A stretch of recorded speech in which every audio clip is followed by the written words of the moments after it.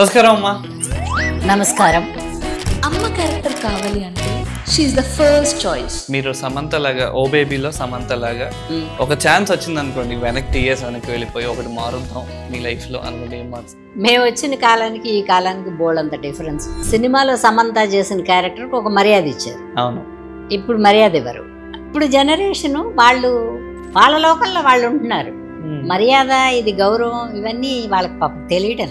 మీరు బాగా బాగా ఇష్టపడిన రోల్ ఏంటి? ఇన్ని కోర్స్ ఆఫ్ 900 మూవీస్ పెట్టుకుంటారు కాబట్టి. రక్తసింధూరం, చిరంజీవి గారు. చిరంజీవి గారు అంటే 50 ఏళ్ళు ఎలా గడిచాయి ఇండస్ట్రీలోకి వచ్చి అని నేను అప్పుడప్పుడు ఒంటరిగా ఉన్నప్పుడు ఆలోచిస్తాను. 50 ఏళ్ళు వెళ్ళిపోయిన యాక్టర్లకి డబ్బు కాదు, డబ్బు నువ్వు ఎన్ని కోట్లు ఇచ్చినా ఖర్చు పెట్టగలరు యాక్టర్లు. ప్రేక్షకుడి నుంచి ఆ పేరు తెచ్చుకోవడం గొప్ప కదా. అప్పుడు ఆ తపన ఉండేది, ఇప్పుడు ఆ తపన తక్కువ. మీరు రామ్ చరణ్ గారితో కానీ పవన్ కళ్యాణ్ గారితో కానీ మూవీస్ చేసినట్లేరు కదా. దిగులు పడుతున్నానయ్యా నేను. దిగులుగా ఉంటుంది నాకు ఎప్పుడు. వాళ్ళిద్దరితో పని చేయలే, కానీ ఎప్పుడోసారి పిలుస్తారులే.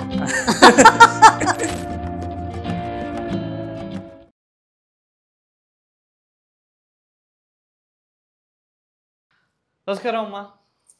నమస్కారం. వెల్కమ్ టు మీ ఛానల్ చూసే ప్రేక్షకులకి అందరికీ నమస్కారం. అయ్యో, thank you so much. Welcome to 25th podcast అమ్మా. వావ్, ఆల్మోస్ట్ 24 ఫినిష్ చేసుకున్నాం. నాకు 25 ఇష్టం. 25 ఇష్టం నిజంగానా? ఎందుకంటే నా ఫస్ట్ రెమ్యూనరేషన్ 25. బా, స్వర్గం నరకం. 25 రూపాయలు. స్వర్గం నరకం సినిమా కాదు, దాని ఫస్ట్ నాటకాలు నాటకాలు వేసినప్పుడు నా ఫస్ట్ రెమ్యూనరేషన్ 25. ఓహో, వండర్ఫుల్. సో అమ్మ, మీరు ఈ 25th పాడ్కాస్ట్ నేను ఇందాకే ఫస్ట్ మీతో వచ్చినప్పుడే నేను చెప్పాను. అవునవును, చాలా బాగా ప్లాన్ చేశాం. యాక్చువల్లీ ఈ 25th పాడ్కాస్ట్కి నేను కొంచెం మీ మీద రీసెర్చ్ చేశాం. యాక్చువల్లీ రీసెర్చ్ చేసినప్పుడు మేమేమనుకున్నామంటే, మీరు ఆల్మోస్ట్ 5 దశాబ్దాలుగా 5 డిఫరెంట్ జనరేషన్ ఆఫ్ డైరెక్టర్స్తో మీరు వర్క్ చేశారు యాక్చువల్లీ కదా. 1970s నుంచి దాసరి నారాయణ గారు కావచ్చు, రాఘవేంద్ర గారు కావచ్చు, ఈవి సత్యనారాయణ గారు కావచ్చు, త్రివిక్రమ్ గారు కావచ్చు, బివి వినాయక్ గారు కావచ్చు, మొన్న అనిల్ రావిపూడి గారు కావచ్చు. ఇంతమందిని మంత్రం వేసి ఎలా పట్టారు అసలు? అంటే అంతమంది ఇన్ని జనరేషన్ ఆఫ్ డైరెక్టర్స్కి ఇవాళకి మదర్ క్యారెక్టర్ వేయాలంటే అన్నపూర్ణమ్మ గారే ఉండాలి అని ఎలా అనిపించుకున్నారు? అది ఎలా చెప్పను, భగవంతుడు కొంతమందికి చిన్న చిన్న గిఫ్ట్లు ఇస్తాడు పుట్టేటప్పుడే. నాకు అలా ఇచ్చుంటాడు. లేకపోతే ఎవరో ఒకళ్ళు ఇద్దరు మదర్గా బాగుంటుంది అనుకోవచ్చు, కానీ ఇంతమంది అనుకోవడానికి ఛాన్స్ లేదు కదా. భగవంతుడు ఇచ్చిన గిఫ్ట్ ఈ క్యారెక్టర్ వేసే పద్ధతి మాత్రం నాకు, అంటే నేను నేర్చుకుంటే రాలేదు ఇది, నేను నేర్చుకుని చేయనేది. ఓకే, ఎందుకంటే వాళ్ళు అక్కడ స్పాట్లో చెప్తే నేను కొంచెం ఇన్వాల్వ్ అవుతాను. ఓకే, ఇప్పుడు నువ్వు ఉన్నావు అనుకో, ఎవరి కొడుకు అన్నా అవని, వేషం మీదకి వచ్చినప్పుడు నా కొడుకు నాకే సొంతం, మా ఇంటి పిల్లాడు అనుకుని పనిచేస్తాను నేను. నువ్వెవరో నేనెవరో మనం డబ్బులు తీసుకుని వేషానికి వచ్చాం, ఇది ఉండదు. ఓకే, అక్కడ డబ్బులు వేషం కాన్సెప్ట్ ఉండదు. మన వాళ్ళు, నాకు ఒక కొడుకుంటే ఈ సన్నివేశం నా జీవితంలో వస్తే ఎలా ఉంటుంది అనే ఊహతో చేసినవి కొన్ని. పెద్ద పెద్ద వాళ్ళంతా లెజెండరీస్ కదా, నేను వెళ్ళేటప్పటికే చాలా ఎక్స్పీరియన్స్డ్ పర్సన్స్ అందరూ. జగయ్య గారు, గుమ్మడి గారు, రావు గోపాలరావు గారు, ప్రభాకర్ రెడ్డి గారు, వీళ్ళందరూ. అందుకని వాళ్ళ మధ్యలో నేను కూడా కొంచెం రాణించా. అంటే పక్క వాళ్ళని బట్టే మనం కూడా బాగోగులు ఏవన్నావని, మంచి కానీ చెడు కానీ మనం రెగ్యులర్గా చూస్తాం కొంతమందిని. అందుకనే అమ్మా నాన్న ఆదర్శం అంటారు కదా మనకి. అమ్మా నాన్న ఎందుకు ఆదర్శం అంటే వాళ్ళు సత్యంగా స్వచ్ఛంగా ఉంటే మనకు అది వచ్చేస్తుంది. వాళ్ళు కొంచెం వయా మీడియాగా అటు ఇటు కొంచెం అబద్ధాలు, కొంచెం మోసం, కొంచెం ఇవన్నీ ఉంటే మనకు కూడా వచ్చేస్తాయి. అలాగే మనం వర్క్ చేయడానికి వెళ్ళిన చోట మంచివాళ్ళు గొప్పవాళ్ళు ఉన్నప్పుడు మనకి కొంచెం అంటుతాయి. బై బర్త్ వచ్చినాయా లేదా అనేది మనం చెప్పలేము. అందుకని నాకు అలా అనుకుంటున్నా నేను. మరి ఇప్పుడు అదొకటి. 1970 నుంచి మీరు క్యారెక్టర్స్ చేసుకుంటూ వచ్చారు కదా, చేస్తున్నా. స్వర్గం నరకం మీ ఫస్ట్ అవును. మోహన్ బాబు గారితో చేసినప్పటి నుంచి మీరు అదే రోల్ దగ్గర నుంచి మీరు మదర్ క్యారెక్టర్కి ట్రాన్స్ఫార్మ్ అయ్యారు అవును, కదా. అవును. మీరు మదర్గా అవ్వాలని మీరు అనుకున్నారా? మదర్ క్యారెక్టర్స్ చేయాలని మీరు అవును. అనుకున్నారా? నిజంగా అనుకున్నారా? మనస్ఫూర్తిగా. ఎందుకంటే హీరోయిన్ చేయాలంటే కొంచెం చాలా వయ్యారంగా రంభ, ఊర్వశి, మేనక మనం చూడకపోయినా వాళ్ళు చాలా గొప్పవాళ్ళు అయితే అందంగా ఉంటాయి కదా. అవును, మనం పద్దాక రంభలా ఉన్నావా, ఊర్వశిలా ఉన్నావా అంటాం అవును. కదా. హీరోయిన్ అంటే అలా ఉండాలని నా ఉద్దేశం. అప్పటికి నేను అందరి హీరోయిన్ని చూశాను కదా, బి సరోజ గారిని, వాళ్ళని, సావిత్రి గారిని, వాళ్ళందరినీ చూసిన మీదట మనం ఇలా ఉండం, వీళ్ళలాగా ఉండం, వీళ్ళలాగా చేయలేమని ఒక పిరికితనం అనుకో, లేకపోతే అర్థం చూసుకున్నప్పుడు మనం జడ్జ్ చేసుకోవాలి అసలు న్యాయంగా. అలా అనుకో, ఏమన్నా అనుకో, నేను హీరోయిన్కి పనికిరానని నాకు మీరు అనుకున్నారా? నేను అనేసుకున్నా. హీరోయిన్కి పనికిరానని నేను అనుకున్నా. అక్క, వదిన, అమ్మ ఇలాంటివి వేస్తే సొసైటీలో మనకు ఒక గౌరవం అయితే ఉంటుంది. హీరోయిన్ ఎన్ని కోట్లు సంపాదించినా క్రేజ్ ఉంటుంది కానీ గౌరవం ఉండదు. క్రేజ్ వేరే, గౌరవం వేరే కదా. అవును, అవును. సొసైటీలో కొంచెం గౌరవంగా ఉండాలి, కొంచెం డబ్బులు సంపాదించుకోవాలి. చాలా కాలం ఉంటానని అనుకోలేదు కానీ ఉండొచ్చు ఇలాంటి క్యారెక్టర్లు చేస్తే. ఎందుకంటే అంతకుముందు చేసిన వాళ్ళందరూ ఉన్నారు కదా. అవును, 25, అవును. 20 ఏళ్ళు అలా ఉన్నారు. నేను 50 ఏళ్ళు ఉంటాను అనుకోలేదు అబ్బాయి. ఆల్మోస్ట్ 50 ఇయర్స్ ఇంకా స్టిల్ రన్నింగ్ మీరు అసలు. 50 కంప్లీట్ అయిపోయింది. నేను మా ఫస్ట్ నాటకాలకు వచ్చా, అప్పుడు హీరోయినే. అప్పుడు మేమే పాడుకుని, మేమే ఆడుకుని అన్నీ. ఒకే హీరోయిన్ ఉంటుంది. నాటకం అంటే ఒక హీరోయిన్, సినిమా అంటే ఒక 7-8 మంది, 9 మంది ఆడవాళ్ళు ఉంటారు కదా. ఒక్క హీరోయిన్తో అలా ఒక 5-6 ఏళ్ళు చేశా. నాటకాలు చేశాక హీరోయిన్ మోజు లేదు. మనం ఆల్రెడీ ఇండివిజువల్గా చేసేసుకున్నాం కదా, అక్కడ ఎవరు పట్టుకోరు మనని, మనం ఏం గుండెల మీద పడక్కర్లేదు కదా. అంటే ఇది కూడా కొంచెం నా మనసులో ఉందిలే. ఎవరిని పడితే వాళ్ళని మనం గబిక్కిని ఆలింగనం చేసుకోలేం. హీరోలు చూడ్డానికి ఎంత అందంగా ఉన్నా మన మనసుకు కూడా కొంచెం హత్తుకున్నట్టుంటేనే ఏమైనా చేయగలం. కొడుగ్గా యాక్సెప్ట్ చేయొచ్చు, బట్ హీరోగా మనం దగ్గరికి వెళ్ళలేం. చాలా మంది అలా ఆలోచించడం కష్టం కదా. అంటే అలా ఆలోచిస్తే అసలు సొసైటీలో కొన్ని క్యారెక్టర్లు చేయడానికి రారెవరు. బట్ వాళ్ళ సిద్ధాంతం అది. నాకు అలా అనిపించింది. బట్ అలాగే నడిచిపోయింది. నేనేం కోరుకున్నానో గాడ్ గిఫ్ట్ నాకు ఇచ్చాడు. నేను జంజాల గారి నాటకంలో మదర్ వేశా. అప్పుడే చాలా చిన్న వయసు అప్పటికి నాకు. మదరు జంజాల గారి కొడుకు. అంటే ఒక అన్యాయం కాబడిన మదరు, ఒక కొడుకు ఉంటాడు. సరే, ఎవరో ఒక అన్నయ్య అనబడే క్యారెక్టర్ ఉంటే అతనే ఫాదర్ అనుకుంటాడు ఇతను. వాళ్ళ రిలేషన్ ఏం చెప్పుకోరు. ఓకే. అందుకని అలా ఆ వేషం వేసిన తర్వాత మనసులో ఆ వేషం అలా ఉండిపోయింది. లైఫ్లో ఇలా ఉండాలి మనిషి అంటే అని. మదర్ నేను కోరుకున్నా. ఓకే. నన్ను ఎవరో మదర్ వేయమని అడగలేదు, మీరే కోరుకొని స్వతహా. నేను కోరుకున్నా. కానీ మీరు అబ్జర్వ్ చేశారా, అంటే మీరు మదర్ క్యారెక్టర్ చేసిన తర్వాత ఒక సాడ్ మదర్గా చేశారు, ఒక ఇన్నోసెంట్ మదర్గా చేశారు, ఒక మదర్ ఇన్ లాగా చేశారు. కానీ ఒక సెగ్మెంట్ తర్వాత హలో బ్రదర్ సినిమాలో మీరు కొంచెం డిఫరెంట్గా కనిపించారు. భయం వేసింది. ఈవీవి గారి ఆలోచన డిఫరెంట్గా ఉంటుంది. ఈవీవి గారి దగ్గరే ఒక 2 పోరంబోకు వేషాలు చేశాను. ఇదొకటి, ఇంకొకటి అప్పులప్పారావు ఒకటి. అవును, అప్పులప్పారావు. 2 పోరంబోకు వేషాలు నా దృష్టిలో. నేను ఆయన ఎందుకు పెట్టుకున్నాడు, నేను చేయగలను లేదబ్బా, ఏమిటో క్రాఫ్ట్ వీక్ పెట్టేస్తున్నారు వీళ్ళు, చేయగలను లేదో అనుకున్నా. ఫస్ట్ టైమే చేయడం, బట్ జనం యాక్సెప్ట్ చేశారు. ఇవి కూడా చేయొచ్చు అని అప్పుడు అనుకున్నాను. అంతవరకు నాకే జడ్జిమెంట్ లేదబ్బాయి. ఓన్లీ మదర్, మంచి మదర్, మంచి హీరోలకు మదర్. అక్కడ ఆగింది బ్రెయిన్. ఈవీవి గారు ఇంట్రడ్యూస్ చేసాక ఇలాంటివి కూడా చేయొచ్చు, పర్వాలేదు అనిపించింది నాకు. బట్ జనానికి ఏదైనా ఒకటి చెప్పనా, మనని మనం ఏది చేసినా కూడా జనం మెచ్చుకుంటే గ్రేట్. అవును.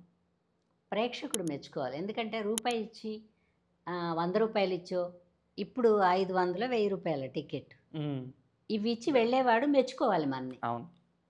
అప్పుడు మనం సక్సెస్ అవుతాం. మ్మ్. మనం ఎంత చేసినా సక్సెస్ అవ్వం. ప్రేక్షకుడు మెచ్చుకున్న ఆర్టిస్టు సక్సెస్ అవుతాడు. ఇప్పుడు మీరు ఆ క్యారెక్టర్ చేశారు కదండి, హలో బ్రదర్ కానీ అవును. అప్పులప్పారావు కానీ. అవును. యూజువల్లీ ఇటువంటి క్యారెక్టర్స్ మీరు ఒక స్టడీగా మదర్ ఇలా చేసే క్యారెక్టర్స్లో ఒక డైరెక్టర్ మిమ్మల్ని ఇలా చూస్తే బాగుంటుందని మీకు అనుకున్నప్పుడు అది మీరు ఎక్స్పెరిమెంట్ చేసినప్పుడు భయపడ్డారా అన్న? భయపడ్డా ఫస్ట్. చెప్పాగా నేను స్లీవ్లెస్ బ్లౌజులు క్రాఫ్ అవన్నీ పెడితే అమ్మో మనం ఇంతకాలం మంచి మదర్గా వేసాం, మళ్ళీ ప్రేక్షకులు ఇష్టపడతారో లేదో, నేను బాగుంటానో లేదో అనుకున్నా. ఎంత అద్దంలో చూసుకుని ఆ భయం వచ్చి అడ్డం పడుతుంది. నువ్వు బాగున్నావు అని చెప్పదు మనసు. సరే ఫిలింలో చూశాక అందులో నాగార్జున గారు కదా హీరో, బాగానే ఉంది. నేను కూడా అనుకున్నా ఓ ఇలా కూడా వెయ్యొచ్చు, ప్రేక్షకులు ఒప్పుకున్నారు. చాలామంది చెప్పారు బాగుందండి మీరు ఇలాంటివి కూడా వెయ్యొచ్చు కదా అని. ఓ ఇన్నాళ్ళ నుంచి వేసినవి ఒక టైపులో ఉన్నాయేమో, ఎవరన్నా పిలిస్తే వేద్దామని అప్పుడు ఒక నిర్ణయానికి వచ్చాను. ఒక్కరోజు క్యారెక్టర్ ఉండి అలా ఉండి వేయమ్మా అంటే కూడా వేస్తాను. ఎందుకంటే జనం మెచ్చుకున్నారుగా. తర్వాత ఎంతో రీసెర్చ్ చేసుకుని ఎన్నో రోజుల స్క్రిప్ట్ ఆలోచించి ప్లాన్ చేసుకుంటారు డైరెక్టర్. వాళ్ళకి ఇతనే బాగుంటాడు, ఈవిడే బాగుంటుంది అని ఒక లెక్క ఉంటుంది. ఓకే. అది ఒకరోజే వస్తుంది. ఆవిడ వేస్తారో లేదో అడగమని కబురు చేస్తారు నాకు. అంటే డైరెక్టర్ గారు ఖచ్చితంగా కావాలన్నారా, లేకపోతే ఎవరో ఒకళ్ళే అనుకున్న దగ్గరికి వచ్చారా అని అడుగుతాను నేను. అంటే లేదమ్మా డైరెక్టర్ గారు మొదటి నుంచి మిమ్మల్ని అంటున్నారు, ఒక్కరోజు మీరు చేస్తారో లేదో అని డౌట్ పడ్డారు అని కూడా చెప్తారు. అంతవరకు మర్యాద ఇస్తారు నాకు. పర్వాలేదు చేస్తానని చెప్పంటారు. అలా చేసిందే త్రివిక్రమ గారి సినిమాలో ఓ శవం ఆ క్యారెక్టర్ చేశాను. అందుకని 1 డే క్యారెక్టర్ కూడా డైరెక్టర్ ఖచ్చితంగా వేయాలమ్మా అని కబురు చేశారంటే వేస్తా. సో యూజువల్లీ ఒక ఆర్టిస్ట్గా మీరు ఒక స్క్రిప్ట్ డిమాండ్ చేసిన రోల్ మీరు చేసేటప్పుడు దానిలోకి ఇన్వాల్వ్ అవ్వకుండా చేస్తే ఎటువంటి రిజల్ట్ వస్తుంది, ఇన్వాల్వ్ అయ్యి చేస్తే ఎటువంటి రిజల్ట్ వస్తుంది? జనరల్గా ఆర్టిస్టులు అందరూ ఇన్వాల్వ్ అయ్యే చేస్తారు. ఒక్కోసారి ఫెయిల్యూర్ వస్తుంది. అది వాళ్ళ టైము వీళ్ళ టైము మనకు తెలియదు. బట్ నాకు అట్లా ఇన్వాల్వ్ అవ్వకుండా చేసిన క్యారెక్టర్లు మోస్ట్లీ లేవు. కంపల్సరీగా మీరు ఇన్వాల్వ్ అయ్యి, పైగా నేను డైరెక్టర్ ఏం చెప్తే అది చేయడానికే ప్రయత్నం చేస్తా. ఎందుకంటే మనం వాళ్ళు అదే చెప్పాగా నేను, వాళ్ళు చాలా రీసెర్చ్ చేసుకుని చాలా రోజులు ఆ స్క్రిప్ట్ ఆలోచించి ఈ క్యారెక్టర్ ఇలాగే ఉండాలి, ఈ మాట ఇలాగే మాట్లాడాలి అని వాళ్ళు డిసైడ్ అయ్యి ఉంటారు. అది మనం చెప్పలేకపోతే వాళ్ళ దగ్గర మనం ఫెయిల్ అవుతాం. అవును. మీరు సమంతలాగా ఓ బేబీలో సమంతలాగా ఒక ఛాన్స్ వచ్చింది అనుకోండి, వెనక్కి వెళ్ళిపోయి ఒక 30 years వెనక్కి వెళ్ళిపోయి ఒకటి మారుద్దాం మీ లైఫ్లో అనుకుంటే ఏం మారుస్తారు కదా? ఇప్పుడు ఇంకా వెనక్కి వెళ్ళాలనుకోవట్లేదు అబ్బాయి. ఎందుకంటే మేము వచ్చిన కాలానికి ఈ కాలానికి బోల్డంత డిఫరెన్స్ ఉంది. సినిమాలో సమంత చేసిన క్యారెక్టర్కి ఒక మర్యాద ఇచ్చారు. అవును. ఇప్పుడు మర్యాద ఇవ్వరు. అవునా? ఇప్పుడు జనరేషను వాళ్ళ లోకల్లో వాళ్ళు ఉంటున్నారు. మర్యాద, ఇది గౌరవం, ఇవన్నీ వాళ్ళకి పాపం తెలియటంలా. మనం చెప్తే కూడా వినిపించుకోరు, వాళ్ళు చెప్పినా వినిపించుకోరు. జనరేషన్ అలా ఉంది. అందుకని ఈ జన్మలో వెళ్ళను, ఇంకో జన్మ ఉంటే నువ్వు చెప్పినట్టు చేస్తా. చాలా అందంగా పుట్టి అప్పుడు హీరోయిన్ చేస్తా. ఈ జన్మకి మాత్రం ఈ జన్మకి అంతే. అలా కొంతకాలం మంచి మదర్ వేసా, తర్వాత ఏదో అటు ఇటుగా అవి ఇప్పుడు బామ్మ, అన్ని పోకిరి బామ్మలు, కొంచెం ఏడ్చే పని లేదు, ఎవరినన్నా ఎగతాళి చేయడం. అందుకని ఇప్పుడు కూడా బాగుంది నాకు. బిగినింగ్లో వచ్చినప్పుడు మదరు అందరూ పెద్దవాళ్ళు ఉన్నారు, మనం ఈ క్యారెక్టర్ బాగా చేయాలి, లేకపోతే ఫెయిల్ అవుతాం మేము వీళ్ళందరి ముందు. టీం వర్క్ ఎక్కువ ఉండేది బిగినింగ్ డేస్లో. ఇప్పుడంటే ఎవరి వర్క్ వాళ్ళు చేసుకుని వెళ్ళిపోతున్నారు, కానీ అప్పట్లో టీము. ఓకే. పొద్దున్నే 7 o'clock అంతా విత్ మేకప్ ఉండాలి, తర్వాత డైలాగ్ పేపర్ చూసుకోవాలి, ఆ డైలాగ్ బై హార్ట్ చేయాలి. అప్పట్లో కాస్ట్లీ కదా, అవును. అవును. మనీ తక్కువ, ఖర్చులు ఎక్కువగా అనిపించేవి. హ్మ్. టికెట్ కూడా తక్కువ కదా అవును. అవును. దాన్ని బట్టి. అందుకని వాళ్ళందరూ ఆల్రెడీ బాగా ఎక్స్పీరియన్స్ ఉన్నవాళ్ళు నేను వచ్చినప్పుడు. నేను కొత్త, నీకు చెప్పలేను, కుందేలులాగా వచ్చాను నేను ఇండస్ట్రీలో. వాళ్ళే పిలిచారు, నేను రాలా. పట్టుకొచ్చి అక్కడ వదిలేస్తే ఒక కుందేలు అలా అలా వెళ్ళినట్టు వాళ్ళందరి మధ్యలో పెద్ద పెద్ద వాళ్ళు ఇలా చూస్తేనే మనకు భయం వేస్తుంది. ఆల్మోస్ట్ అందరితో వర్క్ చేశారు కదండి. అందరితో పనిచేశాను. బట్ భయం కాదు, కానీ వాళ్ళలాగా మనం చేయగలమో లేదు. వాళ్ళ సినిమాలు చూసి కదా నేను కూడా ఇండస్ట్రీలోకి వచ్చాను. అవును. అందుకని ఆ భయం ఉండేది. ఇప్పుడు ఆ భయం పోయింది. ఇప్పుడు అంతా పిల్లలు కదా, ఇప్పుడు వచ్చిన వాళ్ళందరూ మోస్ట్లీ స్ట్రాంగ్ తెలుగు పిల్లలు కాదు, వయా మీడియా తెలుగు పిల్లలు, అందరూ ఇంగ్లీష్ పిల్లలు. అందుకని మనం ఏం చేసినా పాపం వాళ్ళు ఏమనరు. అర్థం కాదు కాబట్టి కొంచెం అర్థం కాదు, అర్థం అవుద్ది. ఇప్పుడు నువ్వు అలా అనకు, ఈ జనరేషన్ వాళ్ళకి అన్ని ఎక్స్ప్రెషన్లు తెలుసు. ఎందుకంటే పిల్లలు అప్పటి నుంచి టీచర్లు నేర్పిస్తారుగా వీళ్ళకి. మా కాలంలో అంటే ట్వింకిల్ లేవు, ట్వింకిల్ ట్వింకిల్ లిటిల్ స్టార్ అని ఇలా ఇలా అంటారు లేవు. చేతులు కట్టుకుని మాస్టర్ గారి ముందు ఇలా నిలబడాల్సిందే. ఇప్పుడు పిల్లలు ఆడుతున్నారు కదా, టీచర్లు ఆడుతున్నారు, పిల్లలు ఆడుతున్నారు. అందుకని ఫ్రీడమ్. ఇప్పుడు వాళ్ళకి అప్పుడు వాళ్ళకి కొంచెం చిన్న తేడా ఉంది. అది ఎలాంటి తేడా అంటే అప్పుడు కొంచెం భయభక్తులు ఉండేవి, ఇప్పుడు ఫ్రీడమ్, బాగా ధైర్యం. పేరెంట్స్లో కూడా చేంజ్ వచ్చింది కదండి. పెద్దవాళ్ళల్లో కూడా వచ్చి రాకపోతే కుదరడం లేదు. సొసైటీ అంతా మారాక తల్లిదండ్రులు కూడా మారాలి కొంచెం. అంటే పాత పద్ధతుల్లో ఉంటే కుదరదు. నేను కొంచెం రిస్ట్రిక్షన్గానే పెరిగాయి. ఇంత ఇండస్ట్రీలో తిరిగి ఇలా ఉన్నా కూడా మా అమ్మగారు గీత గీస్తే ఆ గీత మధ్యలో నడవాల్సిందే. పైగా తప్పు కూడా చెప్పేది మా అమ్మగారు, నువ్వు అక్కడ అలా చేసావు బాగాలేదు, ఇలా చేసావు బాగాలేదని. బయట వాళ్ళు ఎవరు చెప్పరు, మా ఇంట్లో వాళ్ళే చెప్తారు, అలా చేసావేంటి, కొంచెం అలా ఎలాగో చేస్తే బాగుండేది. వీళ్ళకి చెప్పడం రాదు, కానీ ఎలాగో కావాలి. ఇది ఒక 100 మందికైనా ఉంటుందిగా. అవును. అట్లా అందుకని ఏంటో వెళ్ళిపోయింది. నీకు కరెక్ట్గా చెప్పాలంటే 50 ఏళ్ళు ఎలా గడిచాయి ఇండస్ట్రీలోకి వచ్చి అని నేను అప్పుడప్పుడు ఒంటరిగా ఉన్నప్పుడు ఆలోచిస్తాను. 50 ఏళ్ళు వెళ్ళిపోయినాయా, 50 ఏళ్ళు ఉన్నాను ఇండస్ట్రీ. నేను ఒక 5-6 ఏళ్ళు అయింది వచ్చి అనుకుంటాను ఎప్పటికప్పుడే.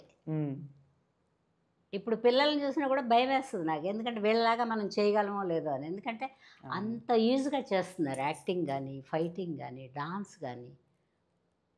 ఆల్మోస్ట్ 900 మూవీస్ చేశారు కదండి. చేసి ఉంటాను. 900 పైన మీరు మూవీస్ చేశారు, నా దగ్గర ఉంది డేటా. 900 పైన మూవీస్ మీరు చేశారు కదా. కొన్ని నాకు ఆశ్చర్యపరిచింది ఏంటంటే స్వర్గం నరకం సినిమాలో మోహన్ బాబు గారితో ఫస్ట్ మీరు ఎంట్రీ అయ్యారు కదా. అదే మోహన్ బాబు గారికి మీరు మదర్ రోల్ కూడా చేశారు. అవును. ఎలా అనిపించింది అంటే ఆయనతో స్టార్ట్ చేసి ఒక కో యాక్టర్గా స్టార్ట్ చేసి ఆయన మదర్గా రోల్ ప్లే చేస్తూ ఉంటే? అవును, యాక్చువల్గా ఆయన అప్పుడు వచ్చేటప్పటికి ఏదో కొన్ని సినిమాలు చేసి ఉంటారు కానీ హీరోగా చేయడం అదే ఫస్ట్ టైం. ఆయన కూడా భయభక్తులతోనే యాక్ట్ చేశాడు పాపం. తర్వాత ఎవరికి వాళ్ళం, నేను బెజవాడలోనే ఉండేదాన్ని. సినిమా ఇండస్ట్రీలోకి ఎప్పుడు వచ్చానంటే 86కో ఎప్పటికో మెడ్రాస్కి వెళ్ళాను. ఓకే. అంతవరకు జర్నీ విజయవాడలో ట్రైన్ ఎక్కడం, చెన్నై దిగడం, షూటింగ్ చేయడం. అట్లా లేదు, రాజమండ్రి, విశాఖపట్నం అటు కూడా చేసేవాళ్ళు కదా సినిమా. మా ఊరు నుంచి అటు వెళ్ళిపోవడం, మా ఊరు దిగేయడం. డబ్బింగ్ చెప్పడానికి మాత్రం మెడ్రాస్ వెళ్ళేదాన్ని. అందుకని ఏమైందంటే నాకు, మనమేం పక్క పక్కన లేము. మోహన్ బాబు గారు నేను ఒక ఊరిలో లేము. నేను బెజవాడలో, మోహన్ బాబు గారు చెన్నైలో. తర్వాత మనం పని చేసిన తర్వాత నేను ముందు నాటకాలకు వచ్చాను కదా, మనం కొంతమందిని చూస్తాం చిన్న వయసులో కూడా డిస్టర్బ్ అయిపోయిన లైఫ్లు కొన్ని ఉంటాయి. డిస్టర్బ్ అయిపోయిన వాళ్ళని కంపల్సరీగా మనం రీసెర్చ్ చేసిన లెవెల్లో చూడాలి. ఎందుకు డిస్టర్బ్ అయ్యారు, మనం ఎందుకు అలా అవ్వకూడదు. అట్లా ఆలోచించి నేను ఒక పరిధి, నీతో పని చేస్తే పని చేసిన వరకే, ఆ తర్వాత మీరెవరో, పని చేసినప్పుడు మీరు నా కొడుకు లేదా భర్త లేకపోతే తండ్రి, ఇట్లా ఏదన్నా అవనే నా సొంతం. వర్క్ అయిపోతానే మీరెవరో నేనెవరో అట్లా. అందుకని మోహన్ బాబు గారికి మదర్ వేసినప్పుడు నాకేం పెద్ద ఏమనిపించలేదు. ఆయనే అన్నారు, బాబు ఏంటి అనుకున్నా ఎలా మారావు అన్న. పర్వాలేదండి, ఏదో ఒకటి అసలంటూ మనం వేషం వేస్తున్నాం కాబట్టి గ్రేటు. అదే వెయ్యాలి ఇదే వెయ్యాలి అని ఏం లేదు కదా. సేవకుడు కూడా ఎవడొకడు వెయ్యాలి అవును. సినిమాలో కదా. అవును. అలా అని నిత్య జీవితంలో సేవకుడు కాదుగా, ఫిలిం వరకే సేవకుడు. నా అభిప్రాయం అది, అట్లా. వేషానికి నా అభిప్రాయం. అదే అండి. చాలామంది నన్ను ఇప్పుడు కూడా ఆట పట్టిస్తారు. మ్మ్. ఏంటి అనుకున్నా, ఇన్ని సినిమాలు చేసావు, ఒక్క డైలాగ్ కోసం ఆ సినిమాలో చేసావా అంటే, ఏదో డైరెక్టర్ ఇష్టపడ్డాడు వెళ్ళాను. ఒక డైలాగ్ బాగాలేదా? మ్మ్. బాగానే ఉందనుకో. చాలా మాటలు హీరోలకే ఉండలేదు, ఇప్పుడు మనకేమి ఇస్తారు. అదే కదా. అలా అంటా నేను. ఎందుకంటే వేషం అంటే వేషం. మ్మ్. నాకు వేషం బంగారు కాయిన్ లాగా. మ్మ్. ఎవరు వేషానికి పిలిచినా అది గోల్డ్ కాయిన్ లాగా ఫీల్ అవుతాను నేను. అమ్మ డబ్బులు ఇస్తారు కాబట్టి అలా అనుకుంటున్నారా అంటారేమో. నేను ఒక్కోసారి డబ్బులు తక్కువ కూడా వెళ్తా. వాళ్ళు నువ్వు బాగా తెలుసు అనుకో ఎంతో కాలం నుంచి, అలా అని ఫ్రీగా చేయను కానీ అవును. కొంచెం చూసి చూడనట్టు వెళ్తా. మ్మ్. అవి మనం చెప్పలేము. అవును. ఒక్కరోజేనమ్మా వేషం మీరు వస్తే బాగుంటుందని నేను కూడా మనసులో అనుకున్నాను అని వచ్చి అడిగితే నువ్వు చేస్తావా చేయవా? చేస్తాను. నేను కూడా అంతే. మీరు మోహన్ బాబు గారితో కాకుండా మిగతా చిరంజీవి గారితో కావచ్చు, ఏఎన్ఆర్ గారితో కావచ్చు, నాగార్జున గారితో దగ్గర నుంచి రీసెంట్గా వాళ్ళ పిల్లలు అందరితో యాక్ట్ చేసుకుంటూ వచ్చారు కదా. అవును. ఈ జనరేషనల్ వే ఆఫ్ యాక్టింగ్లో మీరు అబ్జర్వ్ చేసింది ఏంటి? అంటే ఇదివరకు కష్టపడే అంతా ఇప్పుడు ఇందాక చెప్పారు, ఇప్పుడు ఈ కాలం యాక్టర్స్ కూడా they are very smart in acting అని. అవును. ఇదివరకు ఇప్పటికి మారింది ఏంటి మీరు అబ్జర్వ్ చేసింది? టైమింగ్ మారింది. అనుకున్న టైంకి వచ్చి అనుకున్న టైంకి వెళ్ళిపోతున్నారు కానీ అనుకున్న టైంకి రావడల్లా కొంచెం అటు ఇటుగా వస్తారు. కాకపోతే అప్పుడు భయభక్తులు ఎక్కువ ఉండేవి కాబట్టి ఇది ఫిలిము చాలా ఖర్చు అవుతుంది ప్రొడ్యూసర్కి అనే కామన్ సెన్స్ ఉండేది కాబట్టి. ఇప్పుడు కామన్ సెన్స్ లేదని కాదు, అప్పటి వాళ్ళకి భయం, చెప్పాగా, భయము ప్లస్ భక్తి రెండు ఉండేవి. మనం డబ్బులు తీసుకుంటున్నాం అదొకటి, మనం న్యాయం చేయాలి రెండు, ప్రొడ్యూసర్కి కూడా లాభం ఉండాలి, మన వల్ల ప్రొడ్యూసర్ నష్టపోకూడదు అనేవి ఈ 4-5 ఉండేవి పాత యాక్టర్లకి బుర్రలో. కేవలం డబ్బే కాదు, వాళ్ళు అందంగా కనపడాలి, వాళ్ళు బాగా చేశారని జనంతో అనిపించుకోవాలి, అది ఎసెట్. యాక్టర్లకి డబ్బు కాదు, డబ్బు నువ్వు ఎన్ని కోట్లు ఇచ్చినా ఖర్చు పెట్టగలరు యాక్టర్లు, బట్ ప్రేక్షకుడి నుంచి ఆ పేరు తెచ్చుకోవడం గొప్ప కదా. అప్పుడు ఆ తపన ఉండేది, ఇప్పుడు ఆ తపన తక్కువ ఉంది. కొత్తగా వచ్చేవాళ్ళు కానీ అంటే వాళ్ళకి తెలియడం లేదు, తెలిసి చేయరు ఎవరు, బట్ టైమింగు అవన్నీ కొంచెం ఒకే షాటు ఒక 10-15 సార్లు చేస్తున్నారు. ఇదివరకు అలా ఉండేది, ఇదివరకు అలా లేదు. బైహార్ట్ చేయాలి డైలాగ్ ఉంటే, తర్వాత చుట్టుపక్కల వాళ్ళు ఏం చెప్తున్నారు కూడా మనం వినాలి. ఇప్పుడు నువ్వు డైలాగ్ వదిలేసాక నీ పక్కన నేను చెప్పాలనుకో, గ్యాప్ ఇస్తే కుదరదుగా. ఇంకా నీ డైలాగ్ కూడా నాకు రావాలి, ఓకే, నీ మాడ్యులేషన్ అక్కర్లేదు, నువ్వు ఎండింగ్ ఏదో వదులుతున్నావో నాకు తెలియాలి కదా. అవును, ఆ శ్రద్ధ ఉండేది. ఇప్పుడు ఏముంది, ఎవరికి వాళ్ళకి క్లోజప్లు తీస్తున్నారు, ఎవరి షాట్ వాళ్ళకే పెడుతున్నారు, కంబైన్గా ఉంటే 1-2 షాట్లు ఉంటున్నాయి. శ్రద్ధ లేదని కాదు కానీ వాళ్ళకి తెలియడం లేదు. ఓకే, ఆల్మోస్ట్ మీరు మీ కోర్స్ ఆఫ్ కెరియర్లో ఇన్ని చేశారు కదా, మోస్ట్ ప్రాబ్లీ మదర్గానే మిమ్మల్ని చూస్తారు. అవును. కానీ కొన్ని సిచ్యువేషన్స్లో ఈ రోల్ నేను చేసుంటే బాగుంటుందే అని మీకు ఎప్పుడైనా అనిపించింది వేరే సినిమాలు చూసినప్పుడు? నాకు అంటే నేనుంటే బాగుంటుందని కాదు, ఈవిడ అంత పర్ఫెక్ట్గా చేయలేకపోయింది, ఇంకొంచెం చేస్తుంటే. నన్ను పోల్చుకోను నేను అసలు, ఎందుకో ముందు నుంచి అలవాట్లేదు నాకు, నీతో నన్ను కంపేర్ చేసుకోను నేను. అబ్బాయి అలా కాదు, ఇంకొంచెం చేస్తుంటే బాగుండేదేమో ఈ క్యారెక్టర్ అంతే తప్పితే వాళ్ళెవరో వేస్తే ఈ క్యారెక్టర్కి జస్టిస్ చేసేవాళ్ళు అనేది కూడా రాదు నాకు. ఇతనే ఇంకొంచెం ప్రయత్నం చేస్తుంటే బాగుండేది అని. క్యారెక్టర్లు నిజమే నువ్వు చెప్పింది, చాలామంది పోల్చుకుంటారు, నేను ఎవరన్నా వేసిన వేషాన్ని పోల్చుకోను. రీమేక్ పిక్చరు చూడమంటారు మా వాళ్ళు, నేను చూడను. చూడరా? రీమేక్ మూవీ నాకు వేషం ఉంటే నేను చూడను. ఎందుకంటే మన తెలుగు ఒక ట్రెడిషన్ ఉంది, ఒకలాగా చేస్తే చూసే ప్రేక్షకులే ఎక్కువ మంది ఉన్నారు. మనం ఎక్కడ మలయాళంలో మదర్ చేసినవి చూసి వాళ్ళ ట్రెడిషన్ వేరే, ఎవరో హిందీ మదర్ని చూసి వాళ్ళు వేరే. అందుకని నేను నా క్యారెక్టరు రీమేక్ మూవీస్లో కూడా చూడను నేను. డైరెక్టర్ చెప్తాడుగా ఎలాగో మనకి, అది అందుకని పోల్చుకోను. తర్వాత నేనుంటే బాగుండేదని కూడా నాకు అనిపించదు. ఈవిడ ఇంకొంచెం చేస్తుంటే బాగుండేది, డైరెక్టర్ ఛాన్స్ ఇవ్వలేదు అంటే అటు కూడా అనుకుంటా మళ్ళీ. అంతేలే, క్యారెక్టర్లు వేసేవాళ్ళని వీళ్ళు ఎస్టాబ్లిష్ చేయరు కదా. కానీ నేను వేసిన కాలంలో గోల్డ్ కాయిన్ లాంటి డైరెక్టర్లు, ఎవరి క్యారెక్టర్ వాళ్ళు నెంబర్ 1 క్లోజప్లు వేసేవాళ్ళు. మీ అందరికీ ఇప్పటిదాకా నేను గుర్తున్నానంటే నా డైరెక్టర్లు నాకు పెట్టిన భిక్ష. మదర్ క్యారెక్టర్ చేసినా కూడా మదరే కదా అని వదిలేయలేదు. క్లోజప్లు లేకుండా ఉండవు. మీరు ఏదైనా పాత సినిమాలు చూడండి, అద్భుతంగా ఉంటాయి క్లోజప్లు. పైగా చాలా అలసిపోయిన తర్వాత క్లోజప్ తీసేవాళ్ళు కాదు. ఓకే, మార్నింగ్ రాగానే తీసేవాళ్ళు, ఫ్రెష్గా ఉంటుంది కాబట్టి. అందుకని అప్పట్లో అలా.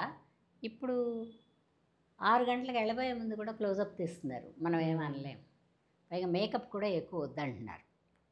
అప్పట్లో కొంచెం మేము అసలు లిప్స్టిక్ కూడా వేసుకునే వాళ్ళకి కాదు, మేకప్ మ్యాన్ వేయాల్సింది. తల్లో చేయి పెట్టకూడదు. ఓకే, హెయిర్ డ్రెస్సర్ చేస్తే అట్లా ఉండాలి. తర్వాత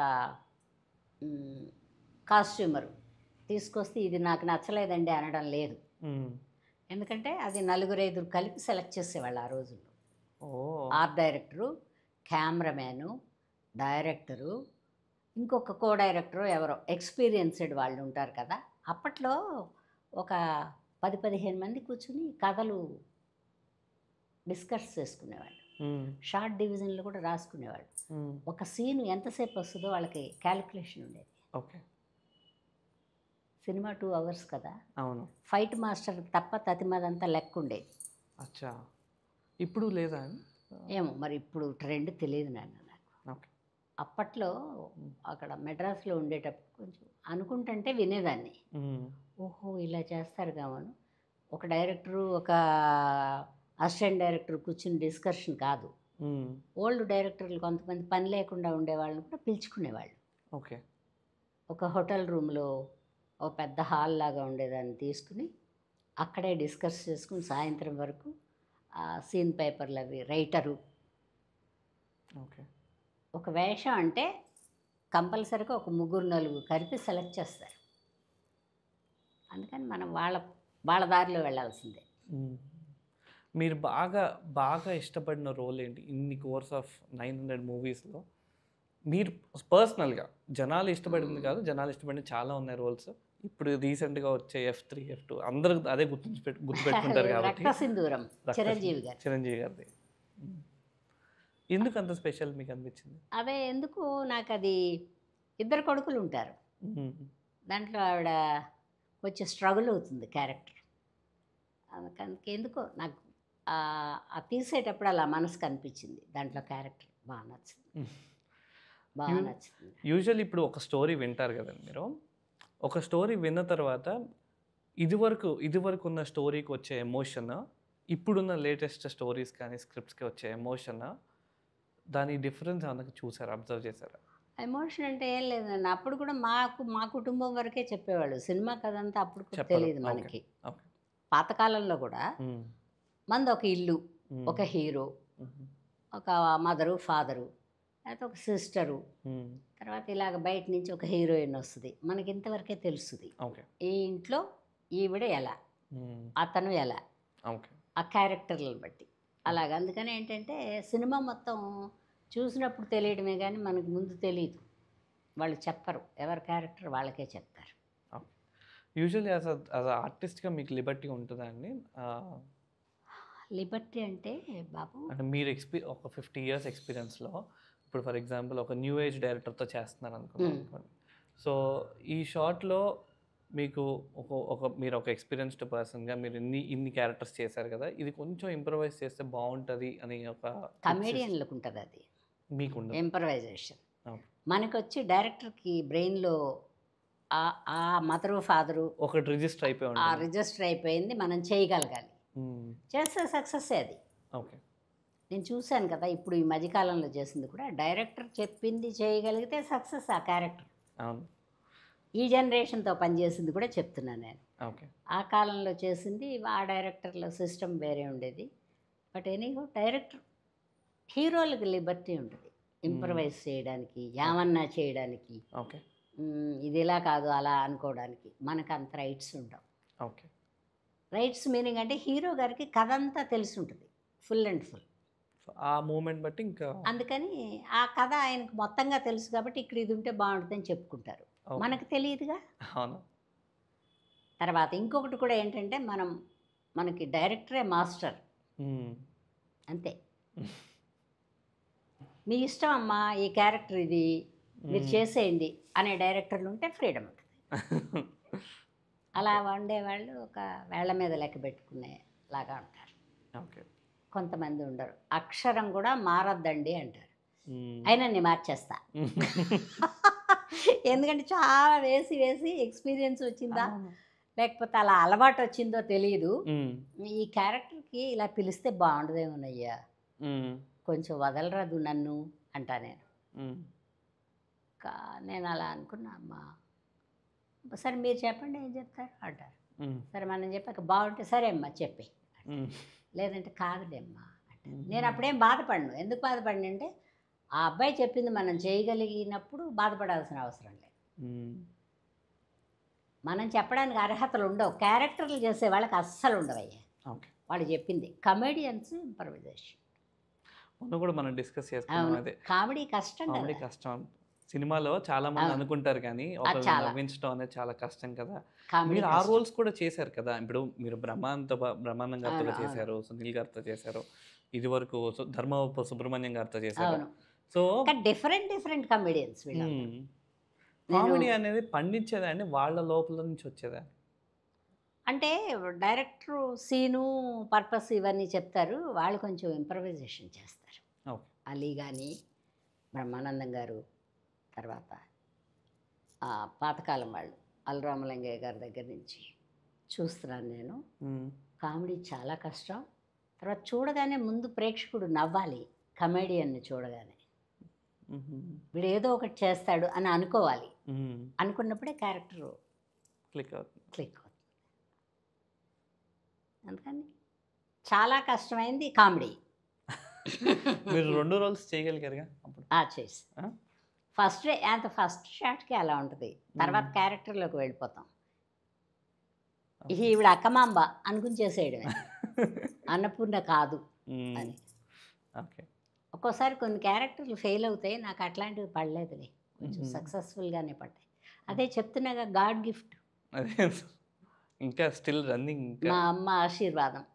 తర్వాత ఇప్పుడు వచ్చిన పిల్లలు కూడా మంచి క్యారెక్టర్లే, 2 రోజులు చేసిన 3 రోజులు చేసిన నాకు నచ్చుతున్నాయి.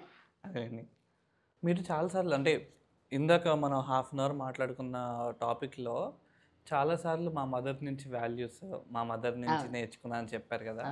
అండ్ నేను తెలుసుకుంది కూడా ఏంటంటే, కిషోర్ గారు చెప్పారు నాకు, నేను తెలుసుకుంది కూడా ఏంటంటే మీ మదర్తో మీకున్న రిలేషన్ అది చాలా చోట్ల మీరు చాలా బాగా మెన్షన్ చేస్తూ వస్తారంట. కానీ దాని వెనకున్న ఎమోషన్ ఏంటి అసలు? ఎమోషన్ అంటే వాళ్ళు ఎక్స్పీరియన్స్డ్ పర్సన్స్.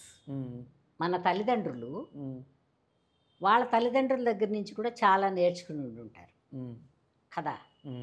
తర్వాత వాళ్ళ జీవితంలో చాలా కష్ట నష్టాలు అనుభవించి ఉంటారు. అందుకని వాళ్ళు అనుభవించినవి మనకు చెప్తారు. ఆ సెకండ్లో మనం ఎమోషన్ అయ్యి వీళ్ళు ఎలాగే చెప్తారులే అనుకున్నప్పుడు బొక్కబారులుగా పడిపోతాం. అవును కదా వీళ్ళు చెప్పారు, సరే ఒక అడుగు ఆగి వేద్దాం అని ఆలోచిస్తే మనం నష్టపోం. జీవితంలో తల్లిదండ్రులు చెప్పిన మాట ఎందుకు వినాలి అంటే, మనం జీవితంలో పడిపోకుండా, నష్టపోకుండా, మోసపోకుండా ఉండడానికి తల్లిదండ్రుల మాట వినాలి. 100 చెప్పు 1,00,000 చెప్పు, 100 మంది స్నేహితులు ఉన్నా కూడా, నా కోసం ప్రాణం పెడతారండి అన్నా కూడా తల్లిదండ్రుల తర్వాతే స్నేహితులు, తల్లిదండ్రుల తర్వాతే తోడబుట్టిన వాళ్ళు. నాకు తెలిసినంతవరకు మా ఇంట్లో వచ్చి మా నాన్నగారు కమాండ్ చేయటం అట్లా అంతా ఏమి ఉండేది కాదు, మా అమ్మగారే. మగ మనిషి ఆడ మనిషి మా అమ్మగారు. కర్ర పట్టుకుని కొట్టగలదు, బతిమాలి ఏడ్చి చెప్పగలదు. ఓకే. 2 క్యారెక్టర్లు మా అమ్మగారు. ఓకే. తర్వాత మా అమ్మగారు మంచి నెంబర్ 1 విలన్ మా ఇంట్లో. అంటే అందరికీ, ఎందుకంటే ఆవిడ చెప్పిన అప్పుడప్పుడు మనం తీసుకోలేకపోయినా మనకు లైఫ్లో ఎప్పుడోసారి ఎదురుపడి అవును అప్పుడు మా అమ్మ చెప్పింది ఇందుకే చెప్పుంటుంది అని ఆలోచించే స్థితి నాకు భగవంతుడు ఇచ్చాడు అనుకోవాలి. లేకపోతే ఇన్ని సంవత్సరాలు ఒడిదుడుకులు లేకుండా జీవితం నడపడానికి కారణం మా అమ్మగారు. అదొక ఫ్యాక్టర్ అయి ఉండొచ్చా మీరు మదర్ రోల్స్ చేయడానికి? అది ఫ్యాక్టర్ కాదు. ఓకే. నేను ఎందుకో ఆ క్యారెక్టర్ ఇష్టపడతాను. మదర్ క్యారెక్టర్, ఆ మదర్ అనబడే క్యారెక్టర్ ఇష్టపడతాను నేను. అంటే మనసు ఇష్టపడింది. నీకు ఎప్పుడు ఒకటే లెక్క, మనకి ఇష్టపడినప్పుడే కష్టం తెలియదు. మనం ఇష్టపడినప్పుడే మనం మోసపోయాం అనుకో. అవును. తర్వాత మదర్ అంటే ఏదో ప్రపంచంలాగా, ఈ ప్రపంచం అంతా మదరే. అమ్మ తర్వాతే ప్రపంచం. ఎందుకంటే అమ్మలో నుంచే మనం వచ్చాం కాబట్టి నేను అలా ఎందుకో మొండిగానో గుడ్డిగానో మూర్ఖంగానో అలా నా మనసు అలవాటు పడిపోయింది. అందుకని మా అమ్మగారు ఇప్పుడు కూడా, మా అమ్మగారు నా జ్ఞాపకాల్లో ఎప్పుడూ ఉంటారు. ఒక అడుగు వేసేటప్పుడు మా అమ్మ ఆ కాలంలో చెప్పినవన్నీ గుర్తొస్తాయి. ఇప్పుడు ఈ వయసులో అడుగు ఎలా వేస్తే ఏం పోయింది, 70 ఏళ్ల వయసులో ఎలా అయినా వేయొచ్చు. కానీ మన క్వశ్చన్ చేసేవాళ్ళు ఉండరు. 60-70 ఏళ్ళు వచ్చాక నిన్ను నేను కేకలేయగలను కానీ నువ్వు నన్ను కేకలేయలేవుగా. ఏంటి అనుకున్నమ్మ గారు బుద్ధి లేదా అని అడగలేవు కదా. నేను నిన్ను ఏబాయి నీకు బుద్ధి లేదా, ఎందుకు అలా చేసావు అని నేను అడగగలను, ఎందుకంటే నా వయసు. ఇప్పుడు నన్ను ఎవరు ఏమనరు కానీ బట్ నా మనసు నన్ను నియంత్రిస్తుంది. అలా కాదు, ఇలా వెళ్ళు అని. అది మా అమ్మ. ఓకే. మామూలుగా మీరు ఇందాక కూడా మెన్షన్ చేశారు, చాలా ఇండస్ట్రీకి నేను వచ్చాను, నేను నా పని చేసుకున్నాను, ఆ సెట్కి టైం చేసుకున్నాను. నేను యాక్చువల్లీ అబ్జర్వ్ చేశాను కూడా, మీరు ఏ ఇండస్ట్రీ ఈవెంట్స్లో కానీ యాక్టివిటీస్లో కానీ ఎక్కువ ఫ్రెండ్షిప్ కానీ చేయరు కదా. మీకు శ్రీలక్ష్మి గారికి ఉన్న ఆ ఫ్రెండ్షిప్, ఆ బాండ్ ఏంటి? అదేంటంటే కొన్ని సంవత్సరాలు కలిసి పనిచేస్తాం. వాళ్ళు కమెడియన్లు. నేను చెప్పే కదా నాకు కామెడీ ఇష్టం. తర్వాత ఆవిడ కామెడీ చేస్తుంది, అమాయకత్వం కూడా చేస్తుంది. నాకెందుకు మనసులో ఎక్కడో చోట అలా. వైవిజయ్ గారు కూడా మంచి ఫ్రెండ్, ఈవిడ కూడా మంచి ఫ్రెండ్. మేము కలిసిమెలిసి చాలా సినిమాలు, రేలంగి నరసింహరావు గారివి, రాఘవేంద్రరావు గారివి, రవిరాజా గారివి, అందరి సినిమాలు కలిసిమెలిసి చేసేవాడు. అప్పట్లో 1 రోజు 2 రోజులు క్యారెక్టర్లు కాదు, ఒక 7-8 రోజులు. కుటుంబం అంటే 7-8 రోజులు 9 రోజులు అలా వచ్చేవి. అందుకని ఇంకా మనకి బంధువులు ఎవరు పెద్దగా ఉండరు. సినిమా ఇండస్ట్రీలోకి వచ్చాక బంధువులు కొంచెం దూరంగా ఉంటారు. వాళ్ళు ఎప్పుడో ఒకసారి కనపడతారు. తర్వాత మనం కూడా పెద్ద ఇష్టపడం వాళ్ళని కలుసుకోవడానికి, ఎందుకంటే వాళ్ళది వేరే ప్రపంచం, మనది వేరే ప్రపంచం. తర్వాత ఈ ఇండస్ట్రీకి వచ్చిన వాళ్ళని వాళ్ళు కొంచెం మనసులో చిన్న చూపు ఉంటుంది. పలకరింపులో పెద్దగా పలకరించిన మనసుకి అనేది ఉంటుంది. అవి మనం ఎప్పుడో ఒకసారి చూసే ఉంటాం వాళ్ళ దగ్గర, అందుకని అవి మన మనసులో ఉంటాయి. అందుకని బంధువులు ఉండరు. వీళ్ళందరూ మేమందరం ఒకే కేటగిరీ వాళ్ళకి కదా. నేను మదర్ వేస్తే వీళ్ళు కమేడియన్ వైఫ్ వేసేవాళ్ళు, అందుకని కొంచెం బాండింగ్. తర్వాత లక్ష్మి వస్తుంది అప్పుడప్పుడు, మెడ్రాస్లో ఉన్నప్పుడు కూడా కలుసుకునేవాళ్ళం. ఇక్కడ అప్పుడప్పుడు వస్తుంది లక్ష్మి. నేను తక్కువ వెళ్తా, లక్ష్మినే రమ్మంట. రా లక్ష్మి అంటే ఏమండి మీరు రారు కానీ నన్ను రమ్మంటారు అంటది. నేను రాలేను లక్ష్మి, మళ్ళీ బట్టలు మార్చుకోవాలి, మంచి కోక్ కట్టుకోవాలి, రావాలి. నువ్వు రా అంటే మీకు ఖర్చు అవుద్ది కానీ నాకు ఖర్చు అవ్వదా అనేది. ఖర్చు కాదు లక్ష్మి. లక్ష్మికి బోళ్ళంత వంటలు రావు. వాళ్ళ ఇంటికి పోయి మళ్ళీ నేనే పోయి దగ్గరికి వెళ్ళాలి. తను మన ఇంటికి వచ్చింది అనుకో, మనమన్నా వండి పెట్టచ్చు, లేకపోతే బయట నుంచి తెప్పించన్నా కూర్చుని తినచ్చు. అలా సరదాగా అనమాట. ఒకళ్ళో ఇద్దరు స్నేహితులు ఉండాలి కాబట్టి, ఒక శ్రీలక్ష్మి, ఒక వైవిజయ, అట్లా కొంతమంది అందరూ మాట్లాడతారు నాతో. 99% మాట్లాడతారు. 1% ఎవరన్నా వాళ్ళు ఇష్టం లేకపోతే మాట్లాడరేమో. నేను ఎవరు కనబడ్డా బాగా మాట్లాడతాను, ఎందుకంటే ఆ వేషం నేను వెయ్యాలి అని నా మనసు ఎప్పుడు కోరుకోదు కాబట్టి నా బాగానే ఉంటుంది. అలా చాలా తక్కువ మంది ఉంటారు కదండి. ఏమో నాన్న నాకెందుకో అదే చెప్తున్నాగా నేను, మా అమ్మ చెప్పిందో మరి నాకు బై బర్త్ వచ్చిందో భగవంతుడు నన్ను అలా తయారు చేసి పంపించాడో తెలియదు. ఈవిడ వచ్చేసిందా ఈ వేషం నాకు పోద్దో ఏంటో ఆ భయం కూడా తెలియదు నాకు. నాకుండే వేషం నాకు ఇస్తాడు ఎలాగో. నా వేషం మేము 4-5 మదర్లు ఉన్నప్పుడు కూడా నాకేం ఫీలింగ్ ఉండదు. నాకు వాళ్ళు అదే. ఎందుకంటే డైరెక్టర్లకి ఒక లెక్క ఉంటుంది, ఎవరిని ఏ వేషానికి పెట్టాలని. ఇష్టం మీద ఏం పెట్టుకోరు, క్యారెక్టర్ సరిపోయే వాళ్ళని పెట్టుకుంటారు. ఎక్కడో ఒకళ్ళు అలా ఇష్టం మీద పెట్టుకునే వాళ్ళు ఉంటారు, వాళ్ళని మనం పట్టించుకోకర్లా. అందుకని మంచి సినిమా మంచి హీరోలు ఉంటే తప్పకుండా నన్ను పెడతారు. అవును, అదో నమ్మకం నాకు. ఫర్ ఎగ్జాంపుల్ F3 సినిమా ఉందనుకోండి, నాకు తెలిసి అనిల్ రావిపూడి మళ్ళీ మధ్యలో కొంతకాలం గ్యాప్ వచ్చింది, ధర్మం చెప్పుకోవాలి. ఒక జంజాల్ గారి ఫంక్షన్కి వెళ్ళాం. అప్పటిదాకా నాకు అనిల్ రావిపూడి తెలియదు. అనిల్ రావిపూడికి నేను తెలుసు. వెళ్తే ఆ ఫంక్షన్కి వెళ్ళి కూర్చున్నాం. కూర్చున్నప్పుడు స్టేజ్ మీద సుకుమార్ గారు, అనిల్ గారు, తర్వాత ఇంకో డైరెక్టర్ ఎవరు వచ్చారు. అప్పుడు వచ్చినప్పుడు అన్నీ మాట్లాడిన తర్వాత సుకుమార్ గారు కూడా బాగా మాట్లాడారు. నా వేషం నేను చిన్నప్పుడు అలాగా వాళ్ళు చదువుకునే రోజుల్లో చూసి ఉంటారుగా, ఆ సినిమా ఈ సినిమా నేను మీరంటే చాలా ఇష్టం అండి, ఇస్తానండి. ఆ తర్వాత అనిల్ రావిపూడి లేచాడు. ఈ అబ్బాయి ఎవరో కూడా నాది. ఆ అమ్మ సుకుమార్ గారు ఇస్తారో ఎవరో నాకు తెలియదు, నేను ఇస్తాను మీకు వేషం. అదే రాజా ది గ్రేట్ దాంట్లో ఇచ్చారు. అక్కడి నుంచి మళ్ళీ ఈ బామ్మ ఈ అమాయకం ఈ కొంచెం అలా ఇలా మాట్లాడే బామ్మ అది పికప్ వచ్చింది.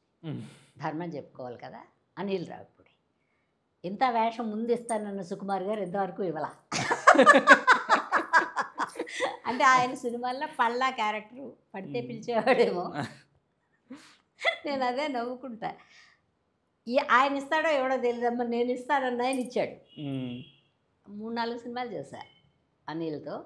కంఫర్ట్గా ఉంటుంది, ఎంతో ప్రేమగా చూస్తాడు. మా వయసుకి నిజంగా ఇలా ఒక కొడుకు, అరే మనకి పుట్టలేదే ఇలాంటి కొడుకు అనిపించేంత బాగా చూసుకుంటాడు సెట్లో. ఓకే, చాలాసేపు నిలబడు ఇట్లా అంతా లేదు. అంటే అందరి కాంబినేషన్లు కొంచెంసేపు నిలబడాలి కదా. ఒక అడుగు హీరోలు హీరోయిన్లు రావడం లేట్ అయినప్పుడు కూర్చోండి అమ్మ, కుర్చీ తెచ్చివేయండి, షార్ట్లో వేయించుతాడు కుర్చీ, షార్ట్కు ముందు తీయించుతాడు. అంటే ఇప్పటి జనరేషన్ వాళ్ళకి చెప్పాలంటే అనిల్.